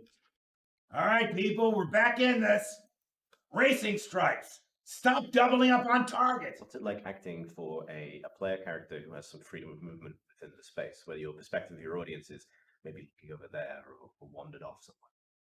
Well, that's it. I mean, you're part of this gigantic puzzle in a way, and you're providing each little piece so that the players can put together their own scenario. My character in this scenario is much more consistent. I mean, there's variations, option 1, option 2, in terms of what the player can do. On Wing Commander, there were 3 columns, and they were always radically different. There was neutral, there was negative, and there was positive. Somebody would come in and say, I have an idea. The neutral was, all right, I'll take it under consideration. The positive was, what a great idea. I wish I'd thought of it myself. And the negative is, what are you bothering me with this garbage? Get out of my office. Which is fun, but it's terribly schizophrenic. I mean, normally you can arc your character and you say, well, I better play it this way so I can get to here, to point B, C, D, etc. But again, once I understood the concept of what they were doing, because I'm not really a gamer myself. I played games when the boys were small until I became Grandpa Simpson, where they would just laugh at me because my skills were so limited. I mean, I'd crash a ship trying to pull out of a hangar, and I can't control this thing. Once your young sons are laughing, not with you, but at you, it's time to retire. So Oh man, shakes fist it's at hard Cloud. because, over the years, I've had young pilots come up to me and say, I really got into flying playing Wing Commander. And when you get to level 3, and my eyes glaze over because I have to admit I'm a fraud, but I'm used to that. I mean, eventually the public becomes, the fans anyway, are much more knowledgeable about this sort of thing than I am. I hate to admit that I flunked a Star Wars trivia quiz, but I did. Who knew what Han Solo was smuggling? They're going, Dad, it's spice. I went, I don't know. If it was multiple choice, I might have done better. But you learn what you need to learn. Once you're finished with that, you really have to forget it so you can make room for more material. So, I forget these things, but there's all kinds of supporting ancillary books and novels and offshoots where there's so many more details that I'm not familiar with. And it's endless learning. I mean, as you notice, I brought my script with me so that if there are any breaks, I can memorize what I have to do after lunch. It's never ending. Perhaps to wrap up then, I was going to ask, you've seen sci-fi fandom particularly from so many angles, probably from the beginning of, I guess, really organized sci-fi. Oh, do anyone get the script? Has your relationship with it changed over the years? Your attitude towards it changed? Well, I was a fan. I mean, as a kid, I was just mad about the original King Kong. I loved all the stop frame animation, Ray Harryhausen pictures and horror and fantasy. I loved all the black and white Universal films. I still do. When I realized, I think I saw a documentary on the Disneyland show, which it was called then, where you saw Clarence Nash recording the voice of Donald Duck. I don't know if I was 6, 7, but it suddenly occurred to me, these things don't just emerge full blown. Somebody goes to work and actually makes a Daffy Duck cartoon. And I thought, I want to do that. I mean, I wasn't sure I wanted to be an actor. I thought I didn't know what I wanted to be, but I certainly wanted to be in the business of going to work and having a colossal ape carry a woman up the Empire State Building. I thought, it was just mind-boggling to me, that somebody got to do that for their profession. And, I've been very lucky because, like I say, I used to go to these fan conventions because I wanted to see films like The Silent Metropolis, Things to Come, movies I'd read about but never had the opportunity to see. There weren't even revival houses that in those days that I was aware of. And I went to one of the very first, if not the first, sci-fi convention at the Ambassador Hotel in Los Angeles. There were like 15 comic book dealers, 3 projectors, and maybe 500 people all told. And then you contrast that with what the San Diego cons become. It's upwards of 200,000 people. It's corporate sponsored, so it's really a different ball game now. But I've felt such a bond with the fans because you realize without them you're nothing. I mean, I was terrified, when I got the part of the Joker. I mean, I was confident. I thought, well, they're not going to cast the guy who played this icon of virtue to play this, one of the all-time great villains. So there was no fear of getting it. I thought, I'm going to go in and make them really sorry they can't hire me. So I was cocky as all get out, and I'm driving away. I'm thinking, that's the best Joker they'll ever hear. Too bad they won't be able to hire me.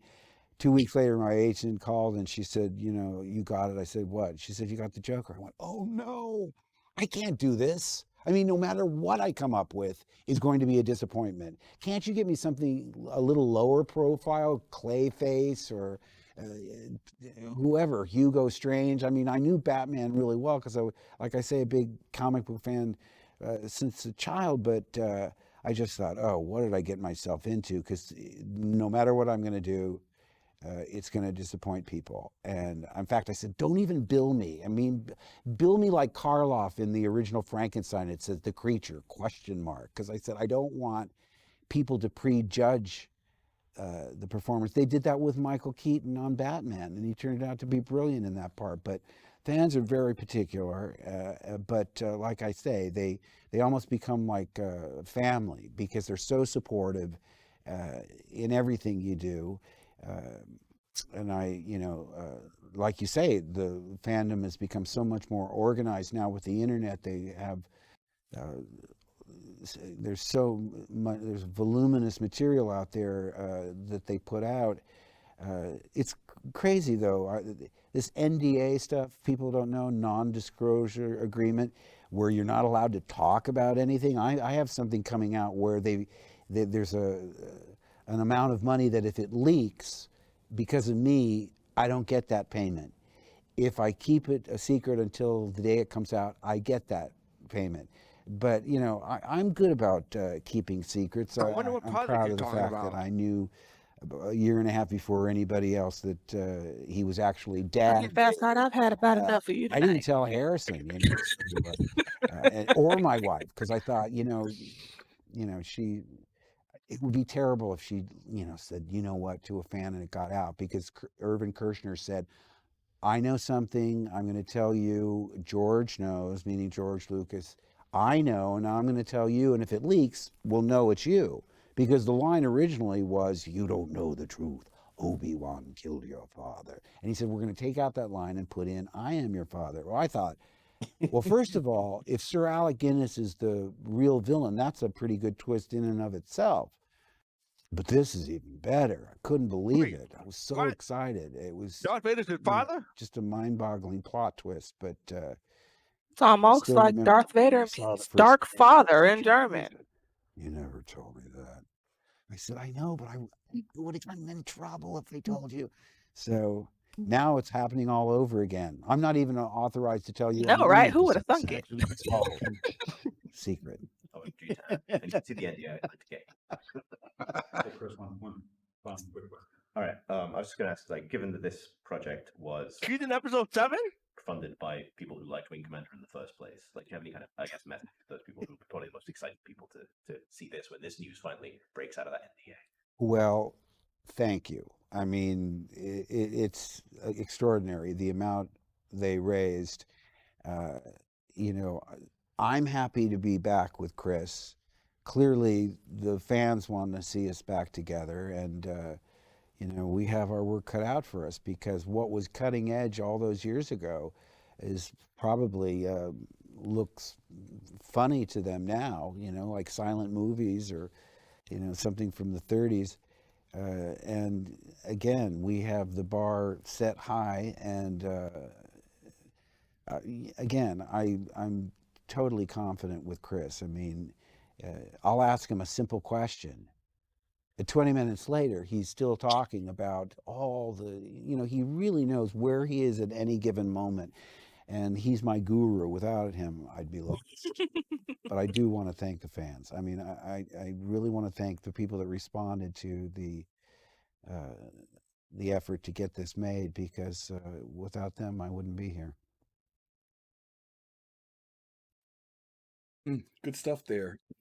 Good stuff. Some little insights there about Star Wars too, which was pretty neat. George, if I remember correctly, Hamill's a real difficult person to get interviews with too, which was kind of interesting that they were able to get these interviews and have him talk about both Star Citizen and Star Wars. And I appreciate the fact that what he shared about the NDAs too. I think a lot of us had heard the old story about him not being able to talk about the Vader thing, but I can't imagine what it's like when you have to keep all these secrets together. Even when he did the last movies for the series, the Star Wars series, they had NDAs going in too. Any thoughts on this particular footage, guys? I would be so afraid of breaking the NDA. Like I would still be keeping a secret like He's an 20 years actor. later for me. Yeah, Kimmy, do me a favor. You're getting a delay on us, so go ahead and go live when you're talking because the delay is like really lagging behind us. Go ahead. What were you saying, Fast Card? I'm sorry. I was saying I was saying that like I forgot what I was talking. What I just said. I forgot what you just said too. We were talking about the NDAs. Oh yeah. Oh, the NDA. Yeah, like I would be afraid to break an NDA 20 years later, but with that kind of money going about, like millions of dollars to break an NDA, like yeah, I wouldn't play with that. But I really like this PC Gamer one. Now I've forgotten about this one. I did watch it when it came out.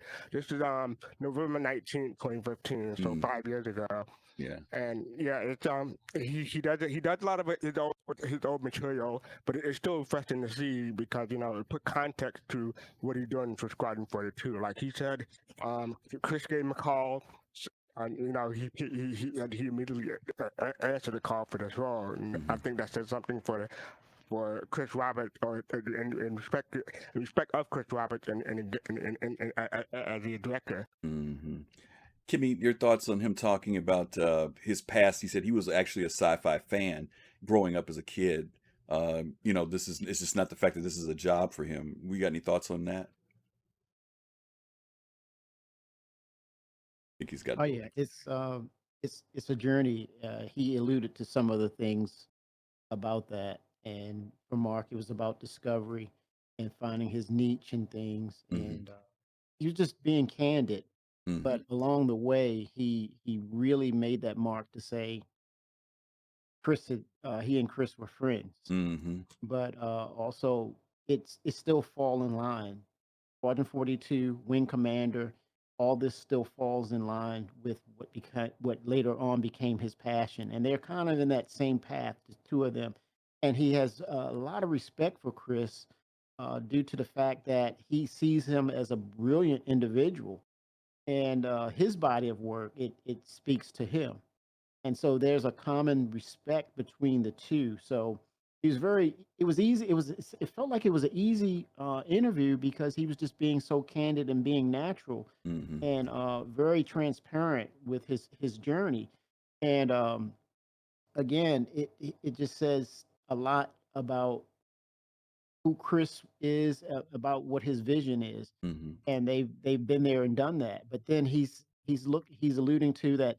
Wow, this kid is doing something else again that's epic, So stay tuned. Yeah. And just to throw back on the piece of gaming history, and I think you said this earlier, Kimmy, I think it's going to take a little while for people to understand Chris's impact. And Mitachi said something a moment ago. He said that Chris has good relationships in Hollywood, whether intentional or unintentional. When Chris left Origin Systems and Microsoft back in the day and proceeded to go into the motion picture industry, and because of his passion and love for films like Star Wars, he learned a whole lot in relation to motion picture making. And then he came out of that industry back to the gaming industry. And we know that in Wing Commander, he did begin that full motion video where he actually started incorporating film footage into the game. It was all pixelated and everything, but it was pioneering at the time. And so I think people have kind of forgotten how Chris has brought that marriage between the motion picture industry and the gaming industry and animation, computers, and kind of merged them into this new type of tech that we think that Star Citizen ultimately is going to produce. And that's one of the reasons why we say it's going to change the gaming industry. It's not just because it's another great game, but there's a lot more to what's being taken to make both Squadron 42 and Star Citizen. Gigi, let me jump to you because you have definitely a love for things like his role as the Joker and other stuff. What did you think about what he said about his audition when he said that he didn't think he'd get the audition, and then when he got it, how he felt about it? He said, "Oh my God, I can't pull this off." I was surprised. What did you think about that? I wasn't surprised, but only because I feel like everybody is generally their own worst critic. You know what I mean? Most people are like, "Oh man," even I'm like that. I know I'm like that. I usually get really nervous and hyped up about something, and then I do perfectly fine because it's a simple situation. It's Mark Hamill. He could pull off Joker if he should so feel like it. He just needed the self-confidence to do it. Because we know, like, Mark Hamill's my second favorite Joker. You know what I mean? So clearly the job was well done. He's a lot of people's first favorite Joker. So yeah, and it's To a lot of people, he's the only Joker. exactly. yeah. Well, you know what's funny is this happened with Heath Ledger when he had to do the Joker role. He felt intimidated because he felt Jack Nicholson had pulled that role off very well, and Nicholson advised him and said, "You do your own thing," you know. And it's got to I be do not hard. like the Jack Nicholson Joker. Well, but my point is that it's hard when someone has established a role in such a hard way to come behind it and come up with something that in some way still reminds you of it, but then at the same time takes on its own unique, identity. Kind of like when Gigi, we joked around about when someone tries to sing a great song, a Luther Vandross song, you better come right or don't come at all. You know what I mean? It's just You something better sound like Luther or you better pick a different song. Right, exactly. So you could imagine with him being a loving comics and loving sci-fi, to say that you're going to now do the Joker. I joked around about Cesar Romero in there earlier, but even Cesar Romero's representation of the Joker was considered classic. Michael Keaton, when we got to Jack Nicholson, it was considered classic. So yeah, and now you got Heath Ledger who steps it up even more. And it's been real difficult for people. Most people still say nobody's beat Heath Ledger's role of taking on the Joker They haven't for in me. live Nobody action. has beat Yeah. Heath Ledger for me. Heath So Ledger is mm. probably gonna go down as an all-time Joaquin favorite. Phoenix did a great. Joaquin Phoenix was trash, garbage, You didn't like it? garbage, Yes. truck juice. Okay, like stinky fish hot dog water. What were you gonna He say, was Fast Car? garbage. No, I was going to say that another recent example is the X-Men franchise. Like they had Patrick Stewart, Professor X in that generation. They went backwards to find younger characters for First Class, and I can imagine how intimidating. I can imagine how intimidating it was for those actors to play those roles after having a multi-million-dollar. James McAvoy said that he was horrified, and the only reason that he did it was that Sir Patrick Stewart was on set giving him advice on how to play a young Professor X. Wow. Yeah, that happens. Okay, guys, we got one more video to take in, and this one is kind of encapsulating the whole Squadron 42 piece, so let's jump into it.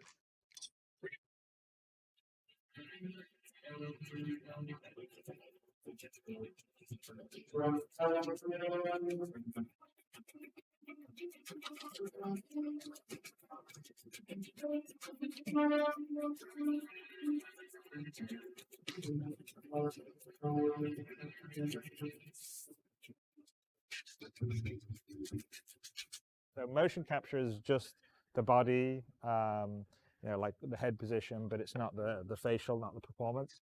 So all the stuff that we're shooting on performance capture is all the performance in Squadron 42. So the dramatic scenes, people's dialogue, and so we capture their emotions and what they're saying and what's happening on their face to map it all onto their sort of digital alter egos inside the world of Squadron 42. We'll be doing that here in the Imaginarium stage at Ealing Studios for the next 3 months. My name is Ian Duncan, and I'm playing the player. So everything's from my point of view, and all the interactions that every character has, it's with my character. Kind of cool and different. I'm looking forward to the challenge. I'm getting my markers on my head and my body. No, I'm getting markers on my body and a camera on my head. Yes. We wear the cameras and the headgear so it captures the performance. Regular every day at work. We've got this helmet on our heads that actually films every little close-up. I mean, you can't really get much closer than this. It's going to pick up every single feature of ours. All those other many cameras and gizmos capture the physicality. I don't know, 50, 60 or so cameras. I'm just making up a number there. I did MoCap last time 5 years ago, and it's already evolved. I think I look pretty sexy. And that's why I'm here. Oh, thanks. Scan down. Just to check. That's the money shot. Because everyone looks very odd. Wearing all in one very suits that don't leave much to the imagination. You feel very self-conscious, but the trick is obviously to lose that self-consciousness and just kind of be yourself within the space and play the character within the space. A bit like being in a theater workshop. It's all in your mind. Home to the famous Squadron 42. Yeah, it's like make-believe. Yeah, it's like B5 again. Yeah, it's like B5 again. Whoa! Mental, physical training's been pretty intense. Sat and had a cup of tea this morning and then came here. So you have to go through a series of 90 plus expressions, ranging from frowning, smiling, looking up, looking down, left, right. And the combination of all those things mean that they can then control the way that you look digitally.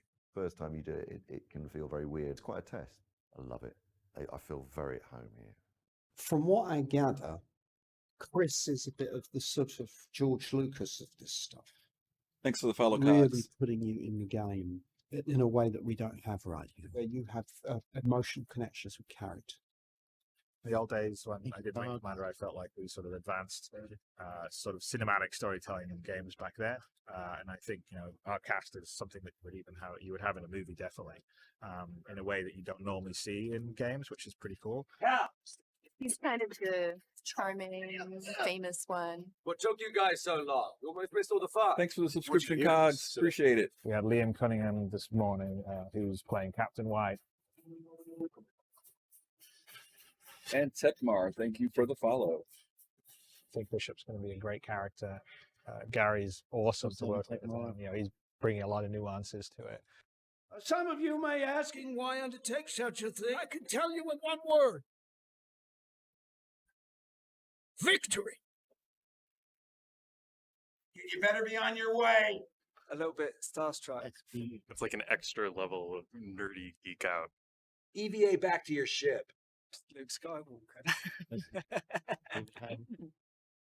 Yeah, we were going through a list of actresses that we thought would be believable as Gary's daughter. Gillian was my top choice. We'll handle it exactly the way you did on the X-Files. She's great. She's tough. She's awesome. She definitely holds her own. We got Harry Treadaway. He was amazing. It's good, man. Like we're getting drunk before Star Wars. It's a good day. Oh, this is Space Whiskey. It's 5,000. Cox, thank you so much for the 5 gifts. We really appreciate that. It's been a really joyous experience. Yeah, I mean, working with all the A-listers was just amazing. The fact that I got to be in every single scene was a real honor. Cast and Chris have done an unbelievably great job. It's going to kick other games in the ass. The message to fans would be that thank you for enabling us to do something at this level. What we shot here was way, way, way, way beyond what initially I thought I would be able to do. So I know it's hard to wait, but trust me, it'll be something that I think you'll be glad that you supported. Thank you so much, guys. It's been a pleasure. I'm pretty excited to see it sort of come alive. It's going to be a cracker. Yeah. Very cool. So let me ask, and this is a question out to the chat. How many of you guys are interested? Is there anybody who's in Discord? Oh, am I? Oh, thank you, fastcart. I don't know why I always have this problem when I switch. Here's my question: when you guys see all this, does this make you want to play Squadron 42 even more, or are you kind of more about just wanting to do the universe only, or is it? And to the chat also, let me throw that out there to you guys too. Are you looking forward to Squadron 42, or are you pretty much like, the standalone game? I don't know if I want to do it. I want to just go straight into the universe. Kimmy, let me start with you. Squadron 42, you into it, or just give me the universe? At first, a while back, it was all about the persistent universe. This video didn't change that. It just reaffirmed that I don't want to know anything about Squadron 42 for the sheer fact that I want to enjoy the story, get into the interaction of how this thing unfolds. Again, I'm excited about Squadron 42, but at the same time, one of the two things that I say this all the time that's hard about this project is the time frame and the tech hurdles. But when it's all said and done, as that one gentleman said, this game is going to kick the butts. It's going to kick butt in regards to comparing to all these other games out here. And the industries, they're shaking in their boots. They're afraid because it's going to change the status quo. It has that potential to do that. And people will want better quality games that will, incorporate the interactions and a more developed storytelling, not just kill, die, repeat, wash, that Mm-hmm. adage. Mm-hmm. But something of this nature where you're blending in a video game, a movie, and it's interaction at the same time. But yeah, I am all in with Squadron 42 because it's going to be the cherry on the top once we really get all the aspects of the persistent universe in. But then it's gonna embed itself into that lore and to that memory of what this game is all about and what you went through. You get those little extra treats as you play through it, and you get those little extra perks, right? So, but still, it's going to embed that story. It has a potential to be there with Star Wars. As they said, he's the George Lucas of video games. So I'm excited about Squadron 42. This reaffirms it for me. I want to say this about something you said, Kimmy, because one of the things that I think that has been off-putting about this game is that we haven't had a lot of games that have had strong story, where story is equal to or even exceeds beyond, the gaming or gameplay. And it's been such a long time that there are a lot of folks who don't know that's what Chris is striving for. I kind of laughed when they showed the beginning of this particular clip. Did you guys see where they showed the soldier's feet running? They showed that was the exact same shot that was in the very first Wing Commander. Chris kind of revitalized that same thing where they're running on alert. It's actually in that trailer as well.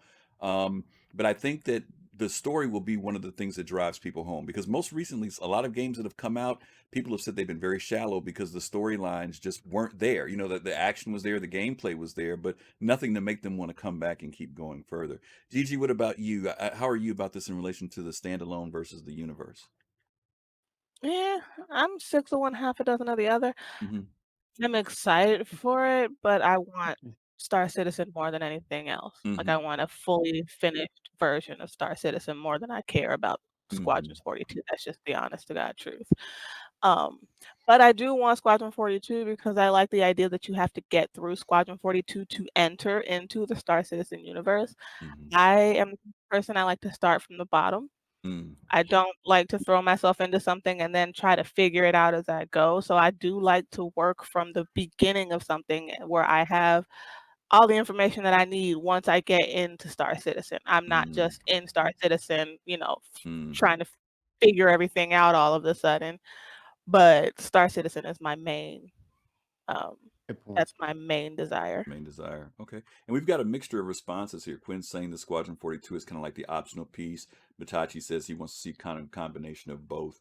And I mean, the people do feel differently about this. Fastcart, what about you? Are you Squadron 42 first in the universe, or Universe Squadron 42? Where are you at? And Coffee Gaming said he wants to on Squadron 42, and he backed for Squadron 42, and Star Citizen just the cherry on top for him. I am 60-40 on Squadron 42 and Star Citizen. I want both, but I really enjoy the games like X-Wing and TIE Fighter back in the day when LucasArts, and having a story-driven campaign. I miss those days.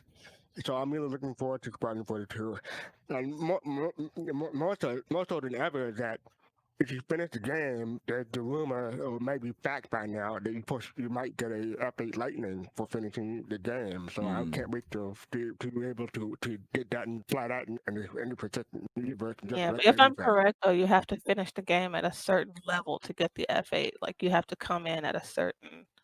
And I'm going to replay every mission until I get like 3 stars or 5 stars. Heard that. That. Yeah. For me, when I came into the project, some of you guys know I was an Eve player. I was getting really disenchanted with Eve, and what caught my eye was the persistent universe. I came into this hearing about it in 2013. I wasn't around when the original backing was about Squadron 42. The persistent universe was the thing that I had heard about. And so that grabbed my attention because I know how much I enjoyed operating within the Eve universe. And my hope was that Star Citizen was going to be an improvement or a better persistent universe in some form. And then I heard about Squadron 42 afterwards. So that was kind of like the back end for me. And so I was more quicker to sign up to get into the persistent universe. But then the more I learned about Squadron 42, I'm like, okay, this sounds pretty cool. So I'm kind of like you, Fastcart. I'm a little bit more 60 40 because the standalone game is great, but the thing I know that I'm going to spend my time in is the social dynamic of the universe. That's the thing that really has my attention, and I got a lot of that from Eve. But I will definitely play Squadron 42. And a lot of you guys know, if you're around back in the old days, you used to have to get these separate modules. If you remember, you'd have to buy the base game for the universe and then the base game for Squadron 42.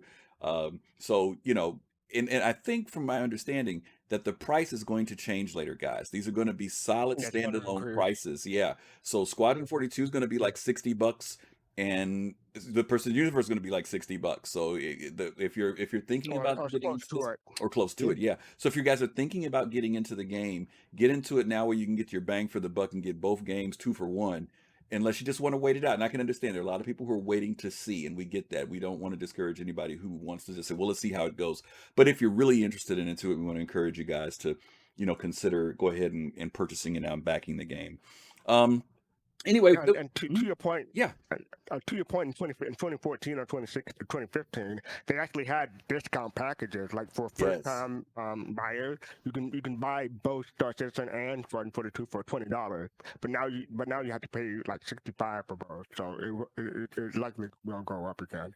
That's true. Thank you for the raid, Uber Nerd. Oh, Uber Nerd. Oh my God. Uber Nerd just raided us. We were about to raid him because we were about to close out. We were about to send our people to him and he sent them here. Oh my God. Gigi's comment though. Yep. Go ahead. Go ahead, Kimmy. Gigi, I like your comment about the Squadron 42 being the proving ground, but I laugh when you. Reason why I laugh, I apologize, because when you said Squadron 42 and that image came into my mind, and I'm hearing you, Gigi, say, "Ain't no way in the hell I'm gonna be looking at some scary ass FanDuel and dealing with them." Yes. She's gonna burn them with fire. She's gonna get that flame. That was why I Yeah. Yeah. I so think it's still on. yeah. Uber Nerd, thank you so much for the Fill raid. it with fire. Yeah, Yes. we appreciate the rate of 90. Thank you, Uber Nerd. And we were, man, dude, you beat us out because I was hoping we were going to send folks your way tonight because you're always blessing us and looking out for us, and we appreciate that. Tennessee Lee, thank you for the follow. Tennessee Lee, thanks for the follow. Yeah, you know, and you might have missed this the other day, Kimmy, because you know Gigi did Friday Night Live, and one of the questions that came up, if you remember from SEL, was about will they build a flamethrower? And Gigi was like, "Oh yeah," you know. She said, "That's Give me the flamethrower. I want to burn all the bugs, all the giant creepy crabs, all the Vandu. I want to burn everything. Just give me the flamethrower, please and thank you.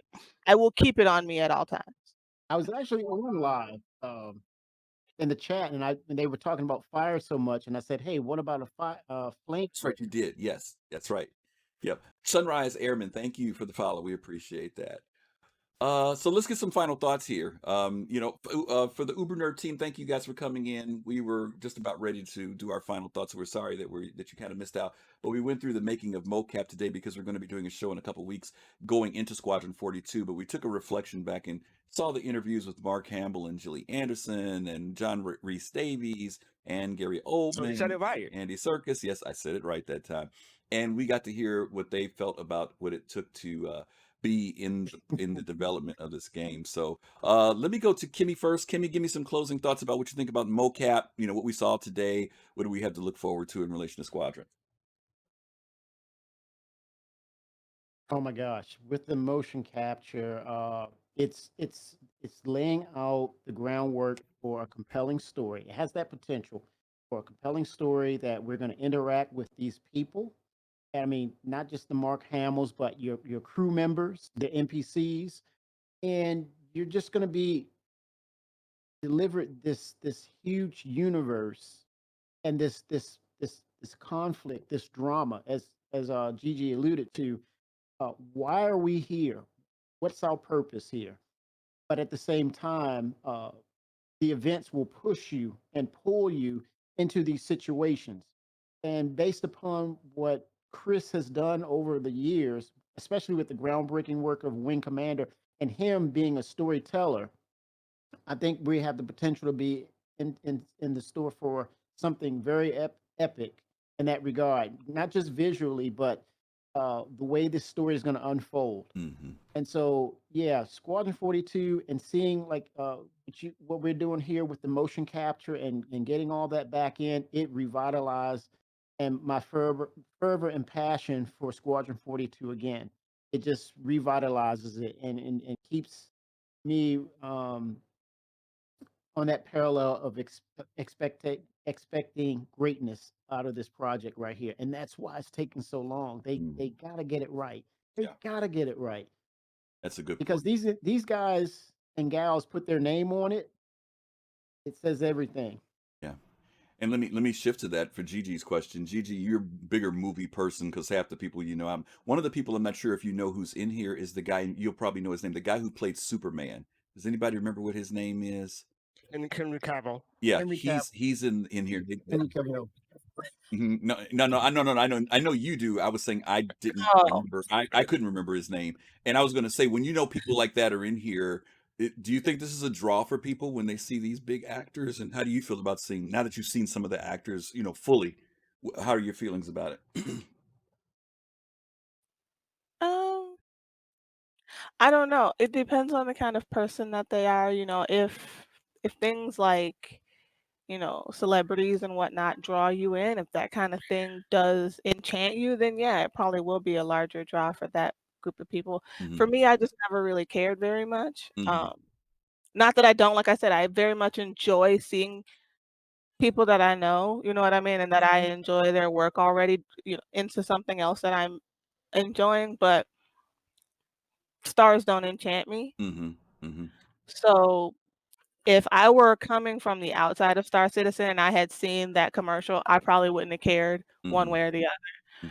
But having been, a part of Star Citizen and seeing it from the inside made me a little bit more enchanted with the idea of it. I will say that the level of mocap that they are doing for a video game is like, wow. This is not a movie, you know what I mean? And we're seeing stuff that It looks on is. par with Yeah. Lord of the Rings. The style of mocap that they're doing looks like the same way I was watching Benedict Cumberbatch when he was, playing Smaug. So Yeah. for them to be doing this for a video game is absolutely insane. And yeah, I mean, along with what Kemi said, yeah, they do have to get it right. Because at this point, 10 years and $350 million later, if they don't get it right, that's their careers. Seriously. Yeah. Like, if No, they I don't get it right, agree. their career is in the toilet. Yeah. They must perfect this. They don't have an option anymore. So I say take the time you need and make it right. Yeah. Yes. I mean, to your point, the industry is watching, and the money thing. It's sad that and I shouldn't say sad. The money thing is definitely something that points people's eyes to see what the accountability, not just the community, but the industry is saying. What are you going to do with $350 million? That's going to be any different? Will it be any different? Will it be money that later on people say, "Wow, I can't believe we put this money into it"? I just had a comment on our YouTube the other day. To someone who responded, and they basically, their statement was, anybody who's interested in Star Citizen, you need to look into Cogs. Thank you so much. 5 gifts, dude. Captain Thank you. Flash, thanks for the We sub. truly appreciate that. And they were basically saying, look into this, look into Chris Roberts' history and stuff. And I'm always amazed when people want to talk about Chris, quote unquote, failures, but don't measure that against his successes. And Chris has had many more successes. And I think what I said in the comment was this: as more subs come in, and these are all of the subs that Cogs did. These are all gift subs. Thank you so much.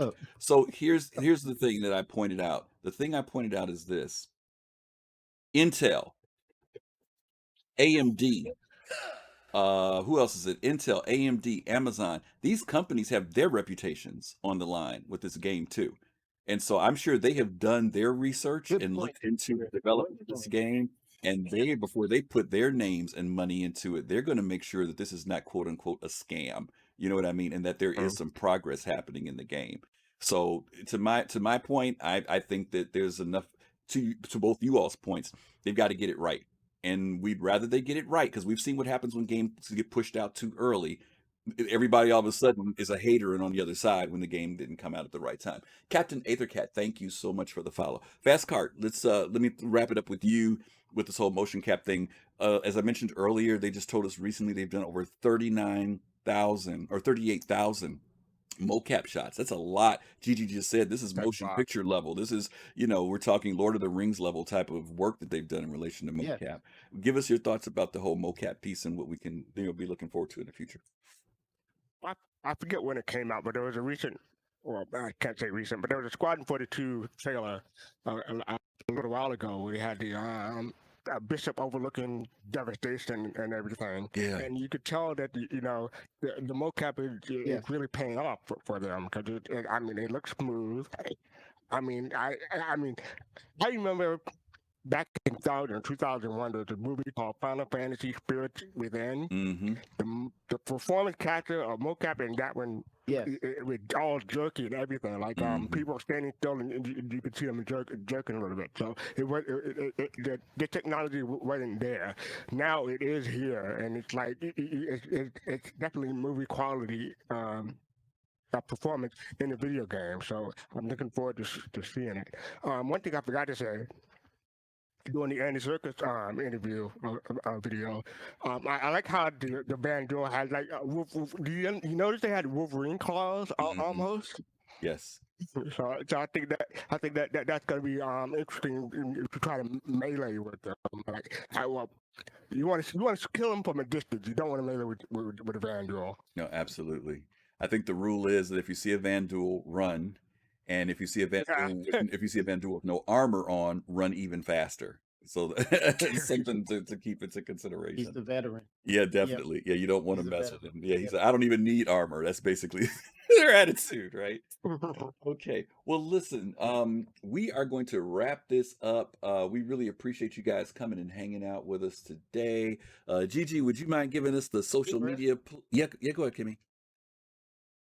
Oh, he's talking to me? Oh, I don't know if he's talking to me or not. Let's no one answered that trivia question. Oh, nobody answered the trivia question. Okay, go ahead and throw the question out there one more time, Kimmy. Look at fastcart. Okay, what was the ship that was introduced that year of the MoCap, 2013? What was the we don't have it. Here's a hint. It's not in the verse as right now. So what was the ship that was released on 2013? Release? You don't say release, right? Because it's not out yet. No, sorry, Shadow Valorian. Sorry, Cogs. J2 Smiling Viking. He's got it. Yes. Oh. I don't know why I didn't think that. Yes. Yeah, I completely. It was released. Ben Lesnick released it on September 1st, around Labor Day, I think, or something like that, at Dragon Con 2013. I completely forgot about that. You got me on that one. The Endeavor. Okay. Gigi, would you mind closing us out with our little pitch for following, please? All right, our Soul Citizens, as you can see on our screen, you can find us at Soul Citizens at about pretty much every social media platform that there is. Please do come hang out with us. There'll be about 2 or 3 of us for Friday Night Live, and you can come and chat with us. It's an interactive talk show, so you guys can actually be in the show with us and chat, talk, ask your questions live. We love to have a good time with you. We love to talk to you guys, so please come out with us for Friday Night Live. And also, you can find all these lovely gentlemen and myself on Twitter at our things are down in the, what do you call it down there? Information. Information below. Thank you very much, fastcart. Check it out, the info below. You can get all of our information. You can find us on Discord and such. And we will see you guys next week, Soul Citizens. All right, we're going to be doing a raid for. I'm sorry, go ahead, fastcart. Make it quick because I'm about to raid. This community. How big do you think my nose will be in performance capture? Okay, fastcart. Okay. That is enough. Gigi's gonna punch you in it, and it'll be a lot bigger. I can tell you that. That's what's gonna happen.